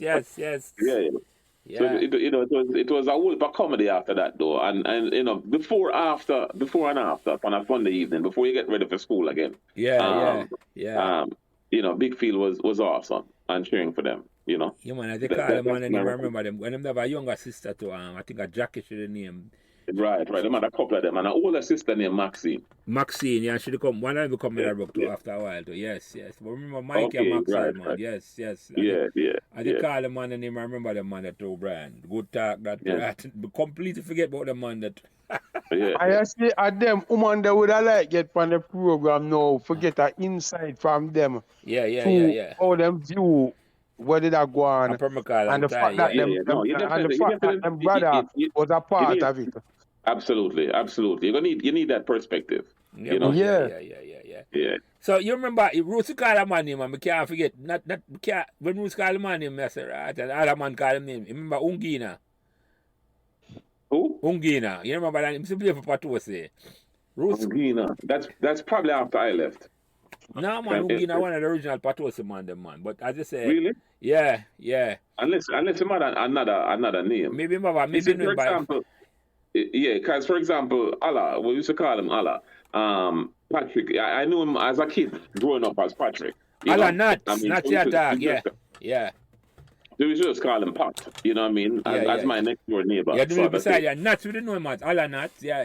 Right, as Nuts, exactly. Exactly, as Nuts, you know? So, I won't get that name, the nickname, the one, but did the Nuts up that Nuts at the time? I won't get that name. No, man, he was never Nuts. Remember, I wasn't Nuts at all, right? Never, no. I think it had to do probably with just some combination of name or whatever them get that. I remember, I just said that. I remember when a man not up a man, you broke him, I send him wise. So that's it. You know, make a bad move and twist him foot. No. That is like you hold the ball and nut him up, in terms of say that's possible. That's very possible. Yeah, man, that's it full of skill, man. It was a hard-hitting midfielder, man. Hard-working man. Yes. Hard-working midfielder. So tell me some of the match. Remember the Corner League match? Remember Patosi happy? Any match you remember? Corner League. Yeah, well, listen. The glory days, we can't tell you, and if the dread them and listen, never know so true that. Patos never afraid of the dread them. No. They couldn't intimidate the Patos man them. No. And a big reason because a man like Bulaire, who used to live on Patosi. Yeah. Who was a general. God rest his soul. But other than that, Patos used to make them. There were some very good matchups in Pembroke Hall, and I think Dreads and Patosi was always a marquee game because you have Maya on the other side, and then you have the other side. Maya was a baller, man. I mean, Maya was very inspiring. It was a big goal scorer for Pembroke Hall. Yeah, man, Maya big baller. That was always a marquee game. That was always something to look forward to. I think Asphalt as well was always a big game. Yeah, Asphalt have a good team too, yeah. That was always interesting for see them line up against Patosi. I can't remember maybe Carawina. But I think back then, if you talk 74, 75, 76, the heart and soul of the league, when it really took shape, quite possibly I think maybe Dreads and Patosi was big. It was always a big game. Yeah. Big game, that. Yeah, that was a big game. The Caribbean man, them come on and beg for differ, but when them come, everybody have them story for telling their memories. So we're not fight nothing. But no. That, obviously I'm just deferring to my memory. Yeah, man. Exactly, Brian. I remember because we come from that side of town, so we're going to defend our side exactly.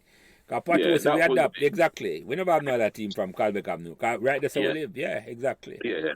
That was big, and of course, the mad on the forward, the mad, Bertadan, you remember, and Maya, up clear, and the mad was at a decent team. So but definitely, Patosi had the edge had a bigger edge in terms of a success over those teams. Yeah. So in my recollection, in those formative years, I would say between 73 and like 76. Yeah, man, So you remember the first major league match you got watching? Pembroke Hall just started. You remember any other major league match? Well, I tell you, one was interesting. I'm gonna tell you a nice one. We went and go watch Pembroke Hall, they get into a draw with them advance and then end up a play Boys Town at stadium. At stadium. Yeah, they end up playing Boys Town at stadium. And so they've come in and Skill Cole they play for them at that time. And man like Diego Garden. Yeah. Herbert. It was a big game. So we were way out our elements though, but not tell a lie. So a couple of us to take the bus and go watch the game, and the man them in the trench town man them in the stands roll up them split fan them out, and we think, but they were not intimidated by Pembroke Hall, and there were actually some nice men because we had plans well we not stay the whole game. Because there's something going to happen, you know what I mean? I know you don't feel so safe at all. Yeah, exactly right. When you go watch them game, them a halftime games for you. Yeah, man. You have to leave by. Yeah, man. Yeah. Soon as halftime comes, you're gone. Yeah, man. You know, wait till the game over, man. Because say you want to protect yourself as well. Exactly, Brian. I know that. I want to tell them that killed Pembroke Hall. I mean, and the guy that was like, come on, Juvenile, can't leave yet, man. I want to watch the game. Because this is the trench town, man, and that's it. I want to tell you something funny. At that same particular game, I remember vividly, Bob Marley and Skill Cole end up. Bobby jumped the fence and him come over upon the cycle track, and then Skill did play for a little bit of that game. And the two of them was on the cycle track. I watched the rest of the game, and then the two of them just chilled upon it. So you wish you had all a camera them days there, but Bob was Bob and them was waiting there. But that happened at that game. I remember that very, very clearly, very vividly. That was actually at that game. And for the man from Pembroke Hall who went, they'll also, them can back me up on that. That was, that was a big game where you remember. That's the game, Brian, for the record, where Pembroke Hall get the 8 love from Boys Town. It was big, man. It was a whole part beat. The man that laugh after we understand. That's what I tell you. The man that tell me, say, oh, no, have to leave. I remember, I never got a game, Brian, that I remember the embarrassment when Pembroke Hall and Boys Town put it on with the we were so intimidated out of element. You're right, Brian. Yes. We're way out our elements. I mean, the man that was big time baller. And you could actually, when you look on the field it looked bigger than us. Yeah. No, the Boys Town man, that will use the whole field. You know what I mean? Then that's stretched. We were stretched, completely stretched. Yeah, man, it's like a Premier League team up there, third division team, man. Outfit. But you know the question me ask Brian. Yeah. You know that yesterday Monday where you list to play for Boys Town, you don't feel like if them Monday they have the support the football have now, them Monday could have make it to World Cup and go further than even the 98 team. Well, you asked me a question is something that I've been sharing with a whole lot of people, and I'm glad the questions were being raised there. So here's how Jamaica is. Unfortunately, right? The powers that be in Jamaica. Let's go back to the reality of Jamaican football and the history of Jamaican football. Unfortunately, the man that was excelling was the man from downtown. Yeah. Right? Yeah. Diego Garden, and most one knows that Diego used to play cricket as well. But it was those guys, and so the elements, the uptown man them never gave it its full support. Yeah. For example, my father would have, that, Lance. We saw bats and ball and everything. And the support wanted in a cricket or a track. My father would have given us. Yeah. When my old man come home, I have to come off of the triangle and come home. Yeah. Now support football, right? And so as a result, in Jamaica, you find that the elite, for example, even when we used to go GC, so Real Mona was basically the GC Manning Cup team in exile. It was just basically, just GC Manning Cup team, past and present, right? Yeah. So when you take the GC Real Mona team, the man in Naga Jungle go play a game, right? Naga Jungle go play. So you find, say, middle class Jamaica would never support football. I give it the support, put the support behind the sport as they should, and as a result, there is no way in my estimation, Senegal and Ivory Coast and all them man there should have played Jamaica. Jamaica have a better,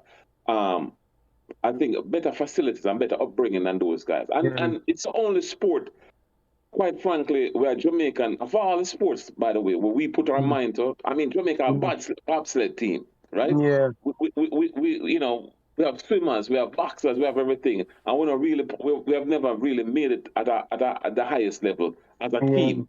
And the reason for that is the support. The support has never been there.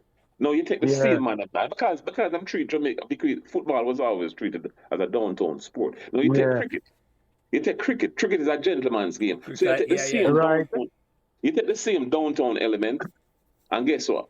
The man they become gentlemen when the sport come, because it's not there's no fighting or anything involved in a cricket or track and field or any other sport. And that's one of the problems. It's just that it was never supported at the highest level, just because of the element that played it and the guys that was excelling in football in Jamaica. Demographics. You bring up a valuable point in there, Brian. I just now listen to you, and that me kind of get a better understanding in terms of how. Because I think about it in here, you mentioned cricket, and it's that cricket's an elite sport, right? In terms of the people who play cricket. The man go a cricket match and worries them have to leave half time. You never see a fight break out. No. I'm more important to know the sports I want to compare to is track and field. Look how Jamaican dominating a track and field. Absolutely. But you now go a track and field meet, go see a fight. That individual sport. Yeah, no, right. No, that's the key. That's the key difference to me in a brand.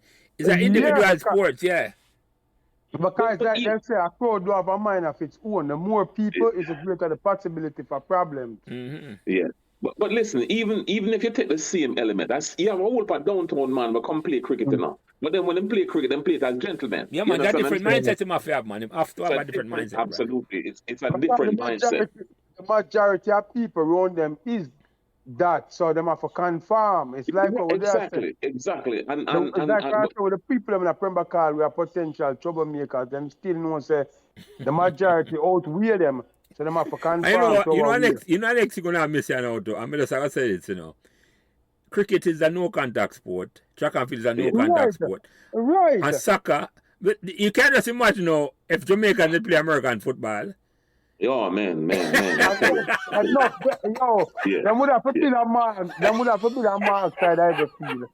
Yeah. Right, that couldn't work at Jamaica at all, right? It couldn't work, man. It couldn't work. Brutal. It's a brutal sport. No matter what it is. There's no way American football can work in a Jamaican environment at all. Not even basketball to a certain extent, if Jamaica was really high on it. Because of the high contact thing again, yes. And our mindset is like, we just can't settle with dispute. That's why Pembroke Hall is so unique, It's like, you go up there, high contact sport like football. But sir, Jelly, I think the reason why we're unique is just what Brian mentioned, although we're good at sports, we have a certain level of intellect.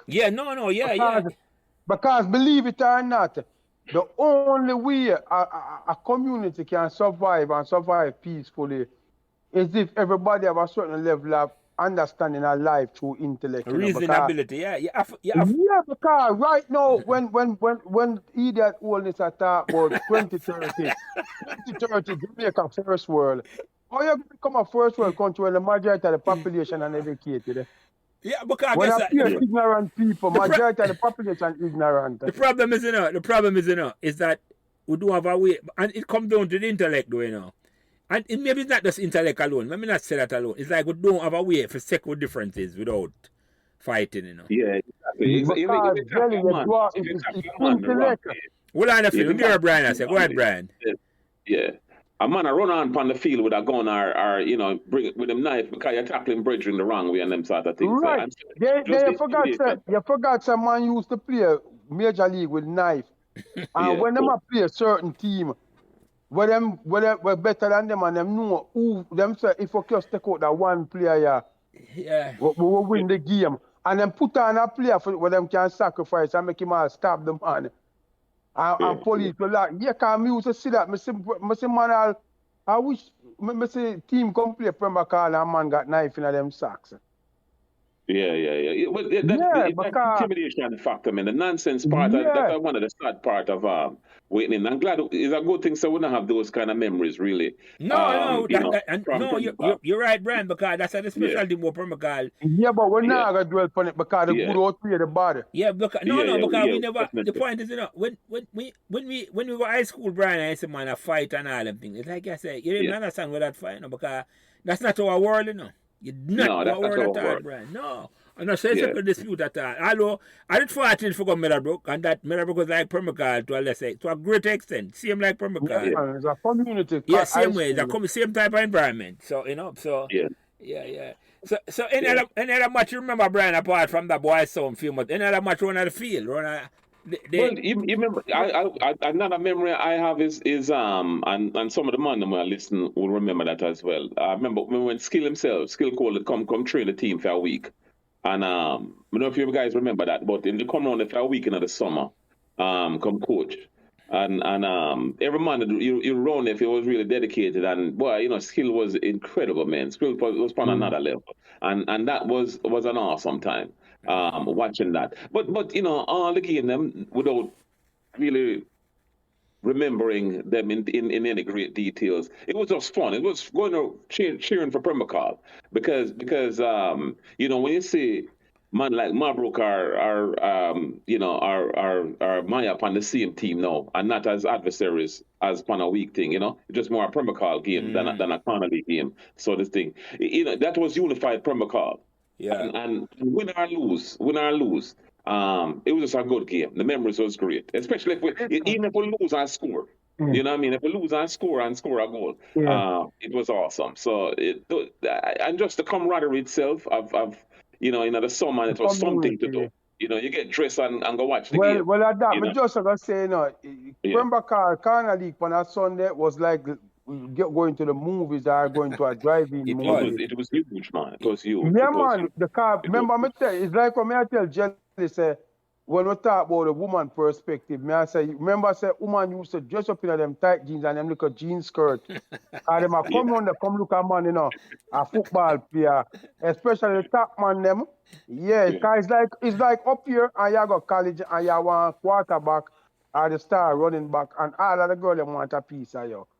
And the same thing, so, and I just man there, woman, because I remember saying, sometimes the terminus, the field so crowded, people stand up on the outside, even on the side of the goal, the people stand up on the outside, on the ledge, and look through the fence, and I tell a man, say, move out of the way, move to that side there, because a man wants to see the game, but he can't get in because the ground is already full. No. It was off sometimes. Sunday evening was a big time, especially when Pato said, when Pato say, one of the letdown for me, because I used to go to church, was if Pato to play the first game, because I missed the game. But thank God that was rare, in the scheme of things. That we usually play the marquee game, which was the evening game. And the three top team them to me was Patos number 1, Dredge number 2, and Carwin number 3. Anytime them three teams that play, any one of the two play each other, a big attraction. Yeah. Also, I think Carwin was a big game, Yeah, man. No. So the crowd I want me to like, Brian. The amount of people who come at the match. It was an amazing time to me, man. To see the crowd who come at the triple header. I had a morning match, a 10 o'clock match, and they had the 2 evening match. It was an amazing time, Brian. It was. That was an amazing time, man. Before and after the game, and before, during, and after. Just the camaraderie of being in the area and a link up with it was essentially family, it was essentially family. And I want to tell you one of the great things, especially with this program that you guys are doing as well. What's amazing to me is pretty much, and I can speak for almost all the men we talk to as well, is we all have the same memory. Our memories are very similar. You know what I mean? In other words, we don't really know the man will look back on Pembroke Hall, Patosi, and Pembroke Hall in general. And with a negative energy. You know what I mean? Everybody look back on it fondly. And that speaks for what Pembroke Hall was at the time. Yeah, that's exactly. That's volume brand. You're right about that. Community it was. That's volume to rad. Every time I'm on listening to the program, I just smile up on the face and I laugh and I say, smile on the face. We're gonna share a memory with you guys in a second too as well. But that's how that's how all of we look back on it just fondly and it's just incredible, man. Because the man really come and say, boy, the Premier Call man that I've spoken to through the years, recent or in the past, surprisingly, man like Kazzaby did link me like a month before him died, or 2 months before him died. Oh, and really? we just reconnected. Yeah, man, about 2 months before him died. Men that talk like every day, and if we weren't talking with that text and that sort of thing. And I remember it was just crazy. And his story, and I shared it on the Patosa site. But to get a call, I was getting some missed calls on WhatsApp. And it was this a man I leave a message and I said, boy, and I could tell it was an English number, so a number from the UK. So the person would just say, boy, guess who?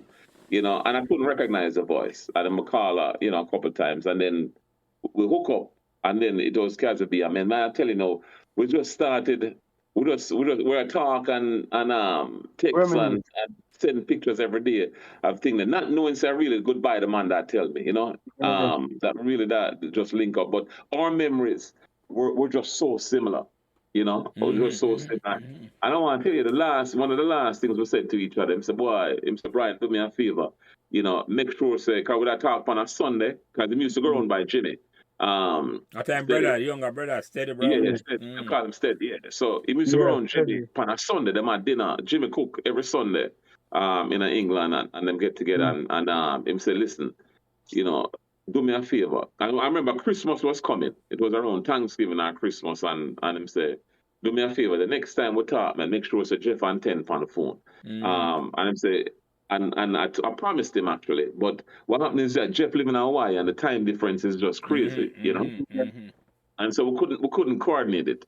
We couldn't get it coordinated, and then Christmas came and Thanksgiving came and Christmas came and New Year's, and we just sort of drop out and remember, boy, it never happened, and I regretted that obviously that we never make it happen. And then the man just dropped, but him just came back, I guess, into your life. But again, going back to all the memories that we were sharing. In fact, the first thing he said to me when he come on the phone, he said, "Boy, Brian, what my memory of you is? I win the 200 chops. I win in there. I win. I hit our semifinals or something was saying coming across. And whenever I used to talk about that, I wanted that was one of the cool things about Pembroke Hall because every man that represent, but no man was a star. You know what I'm saying? To our peers. I just never vibe.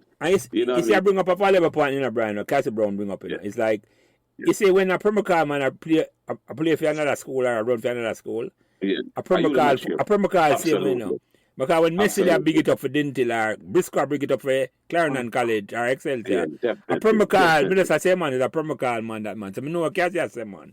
Pembroke Hall is like, from the man from Pembroke Hall in our era, I just Pembroke Hall first, man. The school is like a secondary thing for you, Brian. A Pembroke Hall I represent. Absolutely. Listen, man, we used to not only run for GC, as you know, but we used to anchor when we used to run a release. And I can tell you, we used to hear shout-outs in the stand and a Pembroke Hall man. And the man in my wear the uniform. Exactly. We know them that cheer for me. I meet them the one. Exactly, Brian. Exactly. When exactly. That me I talk about, man. When a Pembroke Hall man come, no matter what school him go, man, a Pembroke Hall first. Man. Yeah. That's the way the level of unity where it exists. Yeah, man, exactly, man. Exactly. Absolutely. Because, man, the brother come on, not Chris, so come on, the last film podcast about him. That reminds me one time, Kazi, the girl rush, I think I tough for them, brother. I kick them or something. And the man run go over and come with a one papa. Kazi used to get some rat and knee lift, Brian. When him run. Come on, Kazi run. Kazi, I see boy I think it's Kazi knee lift for that. I'm Bobby Mill. That's all right. Him did really good at that still, Yes. Yeah, definitely. Yeah, man, because that's why they used to use him on the wing. Yeah, man, can't see the farm, man. I'm glad we can't talk about him. Even them not there now. I'm going to dress him so we can't talk about him and I'm happy with that. Because you say, you have good memories of them, man. Yeah, yeah, man. Fun memories, what Jelly. you say, bro?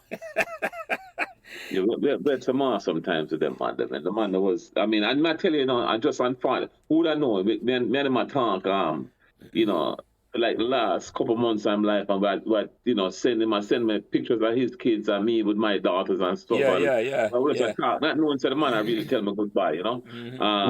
And you know that's just how it does go. But there's a story. When I finish, I want to share another story with you guys. Yeah, man. Go ahead, Brian. Go ahead. Which is very interesting.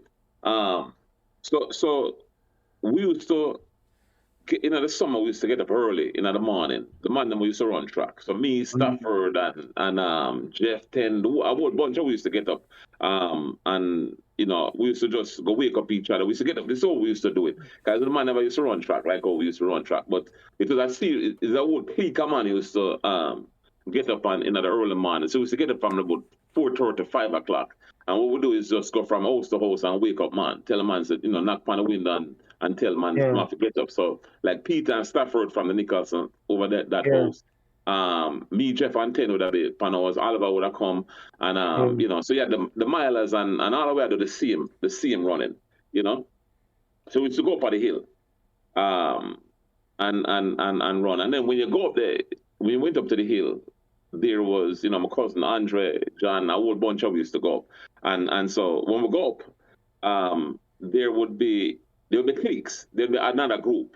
You know, like Beach, as I was saying, Maurice Beecher, he had his crew and another crew. And then on the other side of Pembroke Hall now, you know, you had man like Kirk Rawl, and he had another bunch of another set of guys from that end who used to come train as well. Kind of man that I run for Calabar as well. So you had another set of group. So one summer we hook up for plantation nights. We were coming down, and I think them was just coming up, and we just link up and we decided, we said, boy, you know, make we go swim. So the man a little place of plantation nights, and we said, boy, make we go swim. You know, after we done workout, and then we jump in the water, and so mosquitoes start. I mean, them came at full force. So we both hold it, and you know, we never finish it though with the day because summer, you know, and it's early in the morning. I remember we went from about 5-6 o'clock in the morning. I run. And then we said, we could go to the beach. And this was our crew and the crew from Rosal, from that side. From Carwin Islands, right. Yeah, that side, you know, so the whole bunch of us, about maybe 15 guys, you know, about 15 away, or somewhere around there. And we decided, and we said, boy, we're going to bomb a truck, go hell shot. That's how we do it, you know. So we come down and we don't eat breakfast or nothing yet. So we come down and this truck driver will walk our way, and I try to turn my right, go to Elsha. And a man from Patrick City, a truck driver, pull over a open back truck, you know, we carry son. And we said, we were going, I said, we'll go Elsha. And him carry away. And the whole of we jump in at the back and we'll go Elsha. For the whole day, I spend there at the beach, not knowing, nobody never sent it in their pocket, man. Yeah. We're out there. We're just out there. And I remember Ken and Oliver and a few, the older man, them, when they go straight with a thing there, with a gas station, man, and we get some lunch, you know. We get some bun and cheese and some soda and stuff, and we're well taken care of, and we're lying on the beach, not knowing how we'll come back home. And we're out at Elsha on foot, you know. And so we come back now and we go back on the road in the evening. And I try to do the same thing. I turn my ride. I try to come through. And the same truck driver, I pass and I come back to Patrick City. Can you believe that? Yeah, the same man. Come on and pick her up like it was us designed. Like it was our DNA. Like with the planet today. Yeah. And then you know, but here what happened now when we reach home within the evening, because normally when I come home from running, like you know, when I come in maybe about 8:30, 9 o'clock before waiting there start and my old man come back from lunch and want to reach home. So the parents them everybody now panic. So something wrong. And them so you know, by the time though by the time them catch up, boy, you know, the helper tell me, say, boy, your father will kill you now. You know what I mean?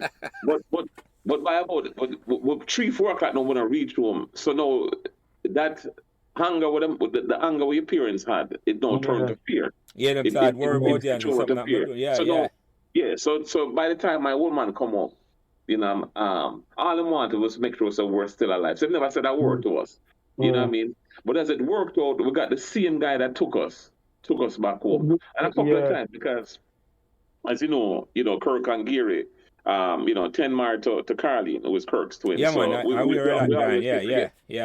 So we always get together for Thanksgiving, in the past until, we start spreading out and stuff. And we'll go through all them stories there. We'll go through them stories and that. And I want to tell you, here's the uniqueness as to why I'm sharing this story, is everybody's recollection and the story was exactly the same.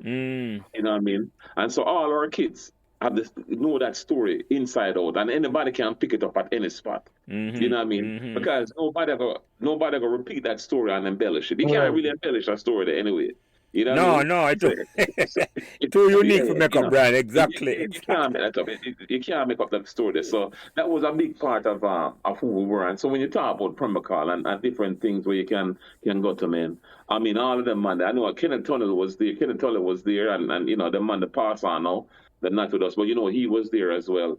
And we don't remember the man from Rosal and from that side who was there. But besides Kirk and I think Gary, I know Gary was young, but Kirk and Kenneth and a few of them man there that came. But it was just an incredible time, and we never know the impact something like that would have had on our lives. So that's a major memory, I think, where what a man can share and can probably identify. And the situation now make it even greater. They now find that the look so easy now in them No. That you wouldn't even dare make a move like that. Yeah. You wouldn't do that again, man. So that was some awesome time. I think that story needs to be out there as a Pembroke Hall. Yeah, man. Without a doubt. It's a unique story, Brian, because when I travel from Pembroke Hall and go up a Queen Hill, come down by Plantation Heights, end up at Elcha, and we have a cent in the pocket, and then leave with no money. And spend the whole day. Yeah. And we eat lunch and everything. You know what I mean? And catch a ride, come right back. And the man said, boy, I can only drop on the guys. And Patrick said, we were way too happy. Yeah, exactly. That's I like your back. Yeah, that's exactly. 2 and 2. That's a 2 and 2 away. Absolutely. You're home. Yeah. So, yeah. That was awesome times. That was awesome. But I think the thing about it is that when people listen to this, them can truly understand how fortunate and blessed we were to be a part of a community like that. Yeah. Because it was like I've said over and over, it's a true community. Absolutely. It's like what I said earlier. There's no hype. No man feel like no man bigger than no man. I just one love right through. I no matter which part of Pembroke Hall you go, man. From the top to the bottom, man. Yeah, man. Yeah. But me ask you representation of community. Yeah, man. Yeah. But me ask you something, though, Brian, in terms that say, and when we talk about this, Chris had an interpretation of why I'm thinking it happened. Him say, well, me ask the question first. Why think Pembroke Hall end up to be such a unique community? Because you say your wife couldn't share the same memory you have from Pembroke Hall. No, because they never have a sense of community. So the question is, why I think that Pembroke Hall was lucky in terms that that way I just say, every Pembroke Hall man you pluck out, anyway, from Aqualita Vale, Carwin, Patose, Clydesdale, Calbeck up at the top, Covey, all of them know them. Chico Close, all of them have the same good memories of Pembroke Hall. Why I think that is, Brian? Yeah, I think one of the united force of that goes to Pembroke Hall Primary. Mm-hmm. I think Pembroke Hall Primary was a common denominator. Most of our Pembroke Hall Primary, yes, that may be a start. Yeah. That you're right.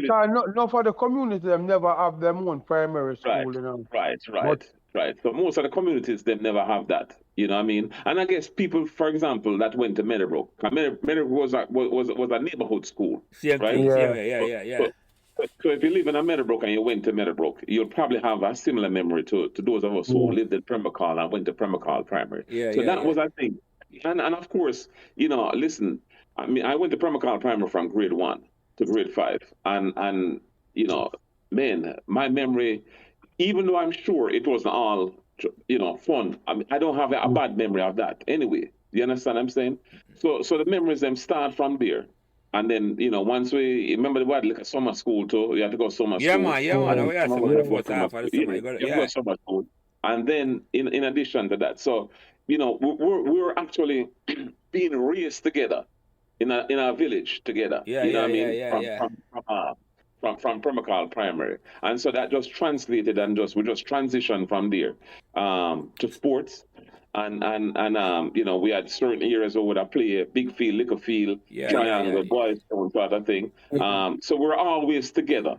You know what I mean? Unlike the other neighborhoods. We're right in a brand. That's critical. I never think about it. You're right, you know, because like all the way, who go Pembroke Hall Primary in our developing age, meet and know each other all the way. I go to the same school and we become friends.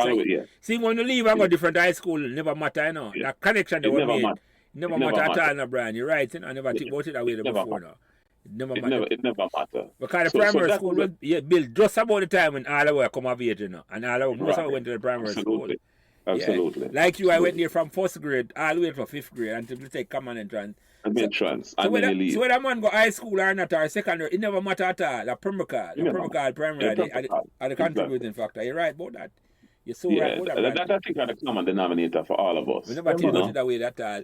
The explanation of Chris Aguilar, which kind of makes sense, is like you must say Pembroke Hall have some unique borders. It's like Pembroke Hall border by Boulevard, and none of us want to cross the Boulevard. When you have small line here, say, your parents are telling us, don't cross the Boulevard. You got kid kill. And then you have the Sandy Gully upon the other side, upon the west side, and then you have, well, none of us want to cross over Marble. The Francis Land was the most you go. But you have to take a chance if you go 2 miles. Exactly, Brian. So it was like an enclosed community, you know, with natural. It's almost like it was like no wall around it. Not like no border wall or no wall. It was just a natural enclosed thing where every man of Pembroke Hall community knows them safe. Because it's surrounded by some... And as we said, self-contained pretty much. Remember, so them used to show a movie up at Methodist Church, you know. Yeah. Yeah, so it was a self-contained community where was supermarket. The pharmacy used to got a little clinic up by the supermarket though, one time. Yeah, man, I got every little thing. The word I used earlier is brand and well, Tennessee married to a girl from Pembroke Hall, and so did I. It's an all-inclusive community here, Brian. You know, have to go to Pembroke Hall. No, and Jeff married from a girl from Meadowbrook. I mean, from high school as well. Exactly. Yeah, I know, because she got Meadowbrook with me. Yes, I'm aware of her. Yeah. So it's an all-inclusive community. So it's like, you know, say, you don't have to go outside at all, man. You don't have to leave Pembroke Hall. Forget where you want, man. All right, Pembroke Hall and Meadowbrook community. You don't have to leave it at all. The greatest thing is that living in Pembroke Hall was fun. Yeah, man. Yeah, man. It's like just we got different high school, but when school over, you're not reluctant towards going home. No, you want to go home. No, man. That was especially for somebody like me, where went pretty much outside of the community. You know what I mean? That was important for me, especially summer holiday or Christmas. Man, we used to. You know, that was, I was fully in. Yeah, man, because you're right, Brian. And holidays them come, it's like at the driest time that month. Because we play football or cricket over Boys Town or upon the triangle or upon the road. All day, or I run. The whole day. Yeah, man. That was a major thing, man. That was major. Yeah, that was major. Yeah, you're right, Brian. You're right about that, right. People, you know, when summertime come, and we start play ball from 10 o'clock on the triangle. I will stop until night come. And worse, when we stop, we get street light. Yeah, after a while we get light. We could play all night. Yeah, I was there a couple of months ago. I mean, over the summer, and then paved the road, by the way. I don't know if you guys know that. Which road? Yeah, man. The whole from in fact, I think from Calbeck come down, then paved the road freshly paved. Oh, really? Yeah, man. The whole paved. Yeah, man. Them pave over a couple of the road, them car. Well, Cove me here says our brother will live on it, actually do it. He have a construction company. Yeah. Wow. But most of the rest of the road, them are the council get it done. Okay. Skin up, brother. Skin up, look, brother. Because I'm not the paper over there, you know. Skin up, remember that name, the Phil. When right name Yeah, again? man, he used to play for COVID too. Yeah, man. Give me the man right name. I know Skin up. Film like a brother, the councillor, call them break ground over Marvally for renovate Marvally Park next to Yeah, them. remember the name Skin Up, yes. But the name makes sense to call the right name because I never remember that. I don't Skin Up remember for true. I just call him name. Yeah. But Brian, let me ask you a question now because I asked Dragon them earlier, I talk to him and Chris, him brother, and I say, a whole heap of athlete come through Pembroke Hall, you know. In your mind, whole heap of athlete. In your mind, either football or track and field, I have to include that with you and your family because Tennyson and Jeff are big time track and field man them. In your eyes, who are the most influential sportsman ever come out of Pembroke Hall? Even after you leave, when you heard some man in a call and you say, because I know after you leave, you still have to follow Pembroke Hall sports. Yeah, no, definitely. Well, listen, when we were leaving, so probably in our third, fourth farm for me, man like Priggs that shine. Leslie Thompson, And that's Leslie Thompson, yeah. The man that come of age and was known outsider thing there. Obviously, I left, man like Messi here, and I know I excelled as well and started doing well and probably became one of Jamaica's most profound defender, yeah. I can't the roots. The record say I think Messi had Pembroke Hall most cap player. Jamaica's most cap player from Pembroke Hall. That's also possible. So that's awesome, Yeah. When we were there in the early part of the 70s, maybe the biggest baller I would say was Pato Tweets. Pato Tweets, yeah. Yeah, because I think him not play for either Cavalier or Santos. Cavaliers. He must play for Cavaliers. So I think if my memory serves me right, and if you remember Fire as well, I think Fire that played with Cavaliers or was associated with them. Yeah, Bobby Fire, Maybe Pato was. And of course, the David and the come Pembroke Hall after a while. And so, Richard David was a baller at Woolman's. Richard and Kenneth David, Yeah, Kenneth David. So again, in my mind, it would, I'm sure man might have other men that I can refer to, but just in my mind, I think those were the guys that were sort of not just limited to Pembroke Hall, but was making a name for themselves outside of Pembroke Hall. And I think Richard David was on that Woolman's team that did win Manning Cup right before them get the band as well. That the team would win the triple. The Triple Crown. I won the last team would win it. The only team I remember when I was in high school that had won the triple. And Richard David was on that team. So those are the people that I can remember that was popular outside of us, Yeah. So all right, let me ask you another memory now. You must remember now. You remember? Well, I call him name. The man used to sell. I just call him name Prince down Alaska. You used to go down to Prince to buy fish. Oh man, we talked about that the other day. Just listen. I was in Florida.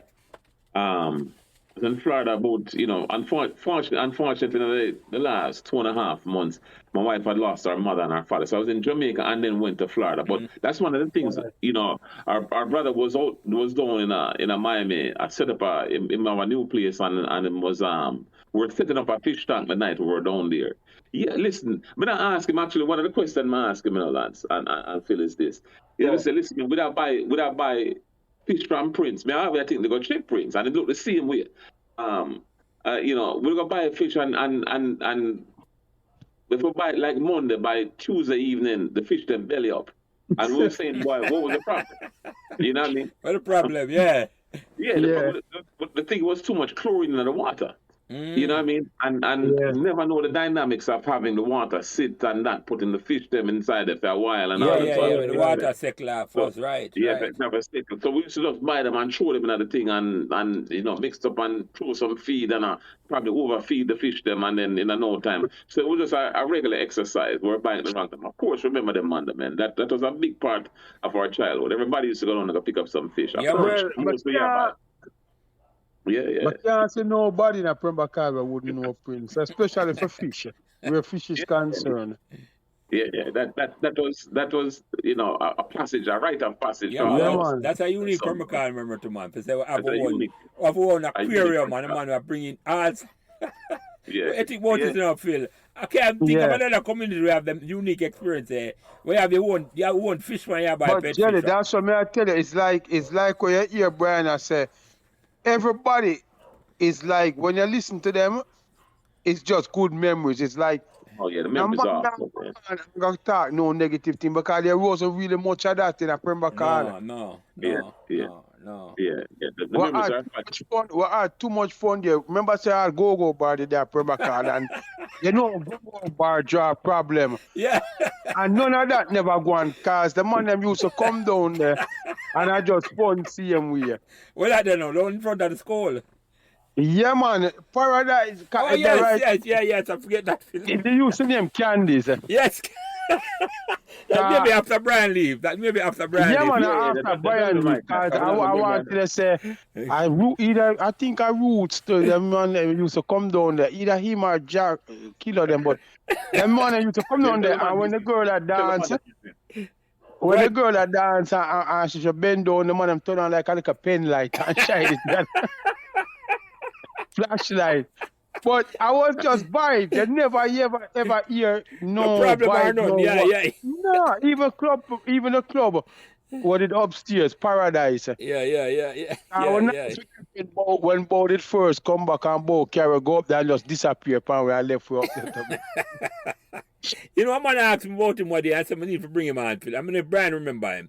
He used to run the club up the Rock Club. A black him. Yeah, no, that's a Marlon father, that are the Rock. Yeah, when last name? Fitz Black and Marlon father. Yeah, from last yeah. Brian, you never know him. The man who run the club up. I know the guy who saw the bakery. Oh shit, when he used to live at Queensberry and drive a MG. Mike him name I think you know. Mike him name I know you talk. We used to play up at the club you talk, Brian. Him own Paradise. Oh, I don't know you talk. But Fitz Black where you talk, him own Rock Club up at Meadowbrook. At the Marlon father, yeah. Yeah, Marlon Black. Because Marlon still live at Last Queen, you know. Oh, really? Never know. Yeah, man. Brian, you don't know who Phil talk about? No, the name don't ring a bell. Yes, even Cassie Brown, them sister, Joan, she live at the house, you know. Marlon house? No, Cassie Brown.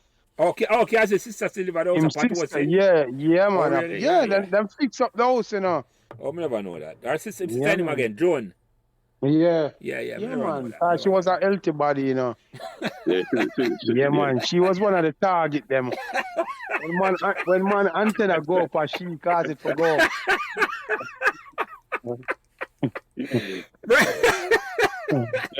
She was nice. My record, she was a nice looking girl. She's still out there. Even it's like Phil, your brand asked that question. What question, Brian? No, my question is, she's still there, right? I remember she was man. Yeah, but that's a must say. She's still by the house, right? That's a must say. I never even know that. I didn't even know that at all. I didn't know that at all, Phil. Yeah. So, Brian, go ahead. Cricket with us as well. My brother used to play cricket with us. Yeah. He was a cop and them actually shoot him. You know, he actually died. Waiting him there. But it was just the nature of the beast of the business. The waiting that he was in. Which one, brother? That not Danny. No, man, no. They had an uncle, a young uncle who was a cop, and he used to come play with us. He used to come play cricket run Boys Town with us when he was in town. Okay, you know? Okay. Yeah. And you know, unfortunately, I think he had some shootout and thing here, but he was an undercover cop at one point. Yeah. When back. Yeah. So, Brian, yeah, go ahead, Phil. So I have something to say. No, I said that come with the territory. That's what I said. That part of the nature of the beast. Yeah. So, Brian, any more fun memories there? Because simply I take it, where they attack, like a 2-minute with the stars and a 2 hour where they attack. Well, I really, 2 hours gone already. No, it's incredible, man. I won't listen. I mean, you know, so much thing. Another memory, and I think I'd share this with Patosi group as well, but another one of my fun memories, and that go with me and Jeff. Me and Jeff used to save our lunch money, and you know what Jamaica was, and I think your listeners can appreciate this. We had like Jamaica had a weekly menu. So Monday if you get oxtail, Tuesday you get rice and peas, and them give you mince pan on Wednesday, and it just go down the line and ground beef, right? So it's almost everybody the same sort of menu going on for the like the whole parents them just conspire and say this is what I'm gonna be. And so Saturday was soup. Yes. Still is red pea soup or some other soup. Yes, Brian. Yeah. And the soup I choke with dumpling and everything that find in the soup. You know what I mean?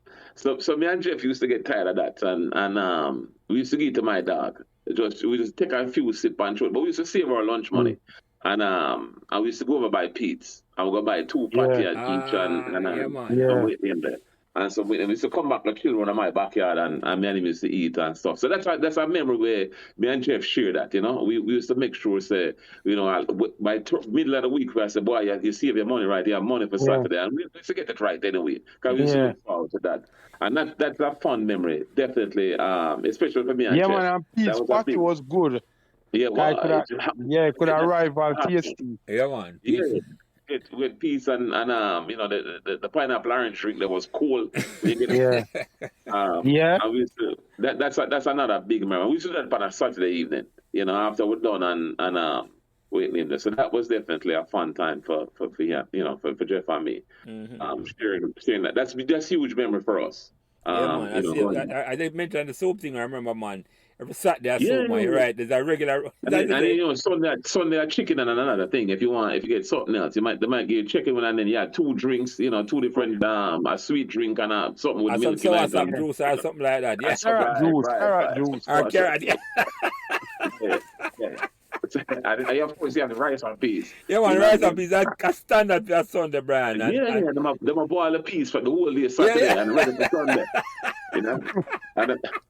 And put up some coconut into that. Yeah, man, that's before pressure cooker became a part of the deal. The peas have to boil the whole day because the peas tough if in a boil on. We don't know what am I cook something the whole day. And then your rice and peas ready. Brian attack, that's why you see a Yankee will tell you, say, boy, you guys' food tastes good, but it takes too long to cook. I know them want it in 5 minutes. Yeah. It's the hardly thing, man. Because you remember on a Saturday, them send you outside because them are clean. Yeah, them clean the floor them. Yeah, what I mean? The polishing are gone. So, it was that those are the things, but you can't. Jelly them are real memories. Yeah, man. What I just said to you, the polishing. Yeah, man. And that's before. And all we have the electric floor polishing. Sometimes you have to have the coconut brush, the well, I never tell you everybody, because some we have to go down on our knees with coconut bowl. That's a real deep, man. Yeah, man, and the brown color veranda for shine when you don't do that enough. And that China lasts until the next Saturday. Yeah, man. That China will house to the next Saturday. And you better try and mess up the floor if you go down and come in, because a broomstick will reach you. Of course. That's what I mean. You can't go through Pembroke Hall and not remember them things. No. So I was going to say, priceless memories, them, your brother, man. That's priceless. And when you pass on them things to the next generation, them will realize what it really means for living in love. Because once you live in love, there's joy and happiness. Yeah. Definitely. Yeah, man. But, so you remember some of them races we used to run on Triangle, Brian? Well, listen, man, the 400. You know what I mean? That was a 400, man. I mean, the one that knows that was, the Triangle was a regular stadium for us. Yeah, man. We used to have man on a lookout. Yeah. We had man upon a lookout if a car come, because you used to run the 200 now from where Maxwell, from where Sharp them used to live, coming round. Yeah, Maxwell Sharp. Yeah. So, from the corner, and then you made that turn come round, and that was our 200. Yeah, man. So that was huge memory, man. Of course, we're full for races. Man. In fact, in my last visit to Jamaica, we were talking about that, and I was sharing that memory with the Nicholson, one of the oldest sister. Who much older than us anyway, but she was there, and she said, well, when you guys left, them carried that tradition because her daughter ended up not only running for Jamaica, but I think she's also coaching. She's also coaching for, I think, Sweden or one of those Scandinavian countries now. And then that continued the tradition. The tradition was continued. With them running around the triangle. She say, them pick it up from you guys still. Them still the next generation.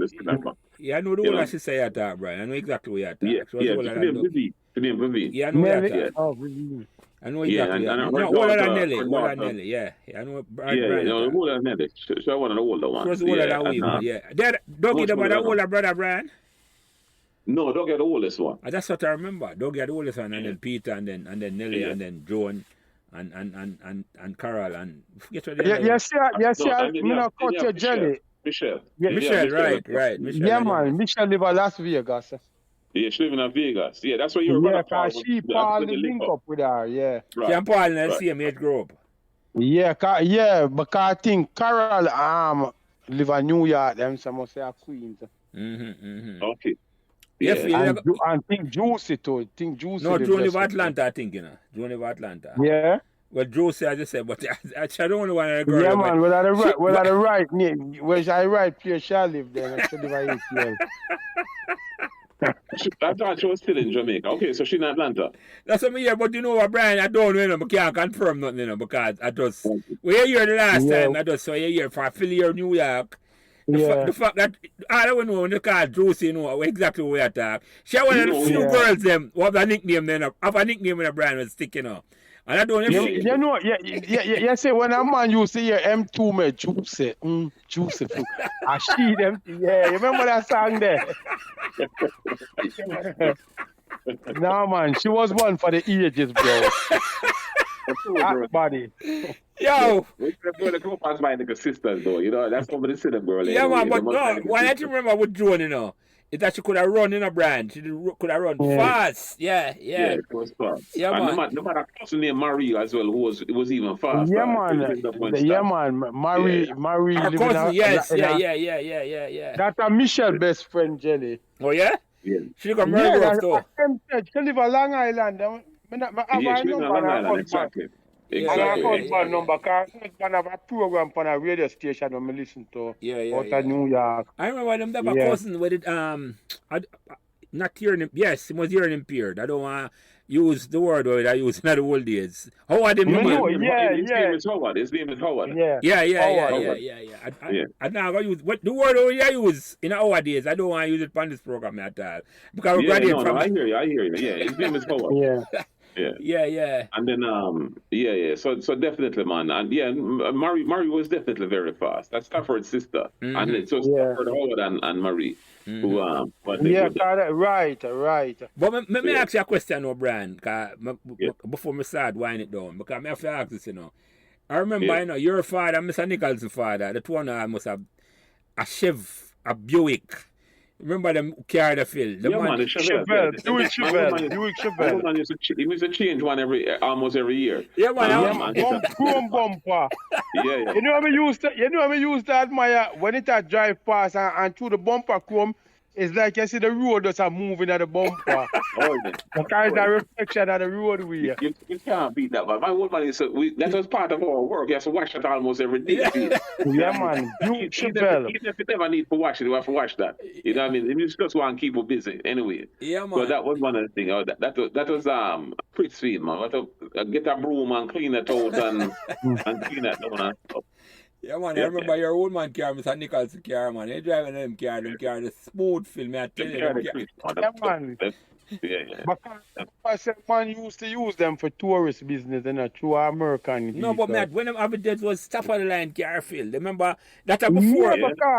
Jelly, but because as a big, remember say them car they have chassis, Yeah.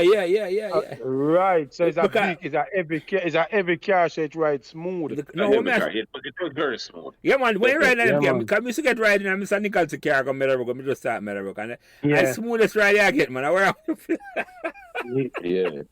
So that's what I wonder for the car make it smooth. You say envy that with you guys, man, because everybody get a ride go to school and a bus, man, for yeah, because you go to school so far, exactly. Yeah. No, I said thing I bust me off a take. Yeah, you were an outlier to Phil, because you know, we down on North Street. Yeah. Jelly, I walk in a 80 election, me have to walk from North Street come up Pembroke Hall. So hold on, how much man from around you? That's a talk about you, and this is not about you, but from you go KC. How much man in Pembroke Hall go KC, remember? From our ends, right? The only person, James Everett, who used to live on Lascunet, like 2 houses down from Marlon. Okay, because most of the other man go Calabar and Meadowbrook. Michael Ross, who used to do high jump. Mikey used to do a pole vault. He used to live over a Raggedy house next to Wayne them Walters. Up at top of Calbeck, okay. Yeah. I'll do them man that come up Pembroke Hall late. Later words, yeah. But me are talking our time with brand time. It's like, as Brian said, you only were outliers. I wish but KC Oliver used to go. No. Camperdown. A Camperdown? Which is another outlier school. A purple and white time you used to see him in Camperdown. No, Camperdown. You never have a brother Brian? We brother name again. My brother who that in the music business, the Delroy and the name. He used to play cricket to those lands. Yeah, man, it's still about? No. He actually was went into the music business that as well as a DJ and called himself, I think, Fire Brown. You know, it was one of them things that were just some shootout business, and unfortunately, you know, we lost into that lifestyle. Okay, you know? I get you. Up here, Jamaica or foreign? No, Jamaica. Okay, I was in Jamaica as I never have known that. As Fire Brown. He was play cricket to do more. Yes, I remember that. He was play cricket more than Oliver. Yes. I remember that. Yeah, he used to love him cricket, man. That's the only one he really used to play. Yeah, man, I remember that. He used to wear glasses. He used to wear glasses, exactly. Yeah, man, I remember that. So they start DJ as Fire Brown. I think him and you know, Culture Bobby. Then they start Bobby Culture, yeah. They went into the music thing, yeah. And that itself have a risky lifestyle a certain way. So it's like there's a different element still. Because Pembroke Hall produce a whole heap of musician too, so we have to give them props to that. Yeah, man. Yeah. But Brian, anyway, before I know, let me ask you, any question or anything where you want to comment about where me I feel never ask you about at all. Anything. The floor is yours. No, we'll cover some good stuff, you know, but we're going to leave the door open as them come up. I gotta say, them can't believe the time went the way it did. But Lance, who knows, we had talked before anyway, and we just realized, you know, say it was going to go in this direction. So we know we're going to lose any gap. But I'll say this though, especially for the audience, man. Obviously, you know, other people who came through Pembroke Hall when we were coming through. I mean, I don't know if everybody had the time with it, but I can tell you, everybody who I've come in contact with, and who were, you know, one of the best things you can say about Pembroke Hall and living in Pembroke Hall when we did was when we were living it. It's not just a memory, but we knew it was good times when we were living it. Yes, you know yes. I mean, Brian, sometimes you have to just look back on certain times and say, well, you know, that wasn't some bad time, it was some good times. But we knew it was good times when we were living it. You know what I mean? Yeah, that's a good way for putting it, Brian. I love that. Yes. We knew it was special. Yeah. We live in our time and we know it is special, Brian. You're right about that. No, we know the time was special at that time, man. That's what I say. We know that, as I said, because that's why you say, as we say, no matter which school we go, because one school over is like all the other part of your mind, you want to reach back in your ends. Because it's like the life have to continue. You know, that's how we bring joy to you. I'll give one closing memory, because you asked for that, Lance and Phil. So one of the closing memory was Christmas. So you know the second week of school, I mean December, the first week was school closed. So it closed either upon the 13th, the 14th, or the 15th, whichever one it falls, right? And then we're in. So here's what one of my great memories of that is when we used to come home for Christmas, which the week after now would be, we start get heavy into Christmas now. During that week, when you take from my like a block there from Patos, you'd have my mother and you'd have the Nicholsons and Miss Irans who was next door to me. Those three houses were always baking.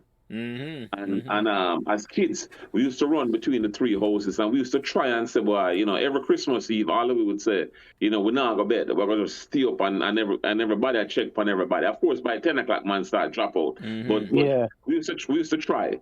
And one of the fondest memories, because my mother was very nocturnal. She was always up at night, and she would bake and stay over and bake as well. But one of the things, we used to take the pot after them done and just lick the pot because after the birthday That's cake. sweetest part of that, man. For lick the thing That's a huge memory. Yeah, for us, man. Yeah. And just tasting the baking part was even, I think, greater than the cake itself. Yeah. Just up running back and forth and see if the cake ready and what stage it was in and how it coming on and that sort of thing. That's like your mother gave for stir and every minute you take your finger and wipe them off on the wooden spoon. Yeah, exactly. That's what I talk about, man. That's what I talk about. I don't know that what the dramatics. I mean, why you to do that, You get the wooden spoon. No. You get the pot. You get the baking thing. I have to lick that right. Yeah, man. That's a big memory, Bridget. That was big. That's like your mother said about Mr. Lindsay for buy saltfish, and then you pick the saltfish by the time you reach home and fight done. Yeah. So I hear you. So before we close up, I'm gonna ask you guys a question. Yeah, man. Yeah.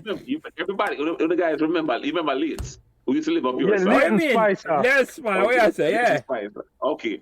So Leeds, why sometimes I call my wife Leeds because she have a way where Leeds used to have an attention problem. Leeds used to come down and they used to send them go to shop, And Leeds would have stopped like by my house or whatever. I watch the game if we play some game, and them send them go shop and Leeds just stand up and I watch and maybe an hour or so pass. And you say, why the shop are gonna close, Leeds? Go down to the shop, man, and come back and take care of business. Whoever I'm to that bridge in the man.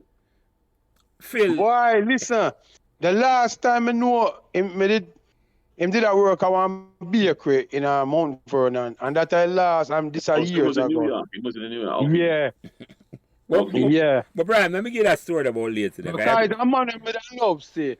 I really like it. You could have all a Pembroke Hall. Good people out there. Man. Hold on. Yeah, that story. Let me get this background to that story with later. It's like. Later, just like you right in, let's get money for go shop and later stop every house and watch TV. Because him just want to watch. Look at you couldn't get for what TV I'm here. So every house would have TV. Remember my grandfather did strict, Yeah, right. And uncle him, right. So later what TV brand and them can't see later come. And one evening one night now, later uncle come to my old man house and ask him and I said, boy, later come on mate. So that used to work at JBC and him called JBC news thing and put out what him called APB. A bulletin, like a missing person bulletin. So late was him for go home, News media come on and say missing is Leighton Spicer from Pembroke. A Pembroke Hall connection them man. Me I tell you man, because one man called people at JBC and that just call out and late all points bulletin go out for late, sir. But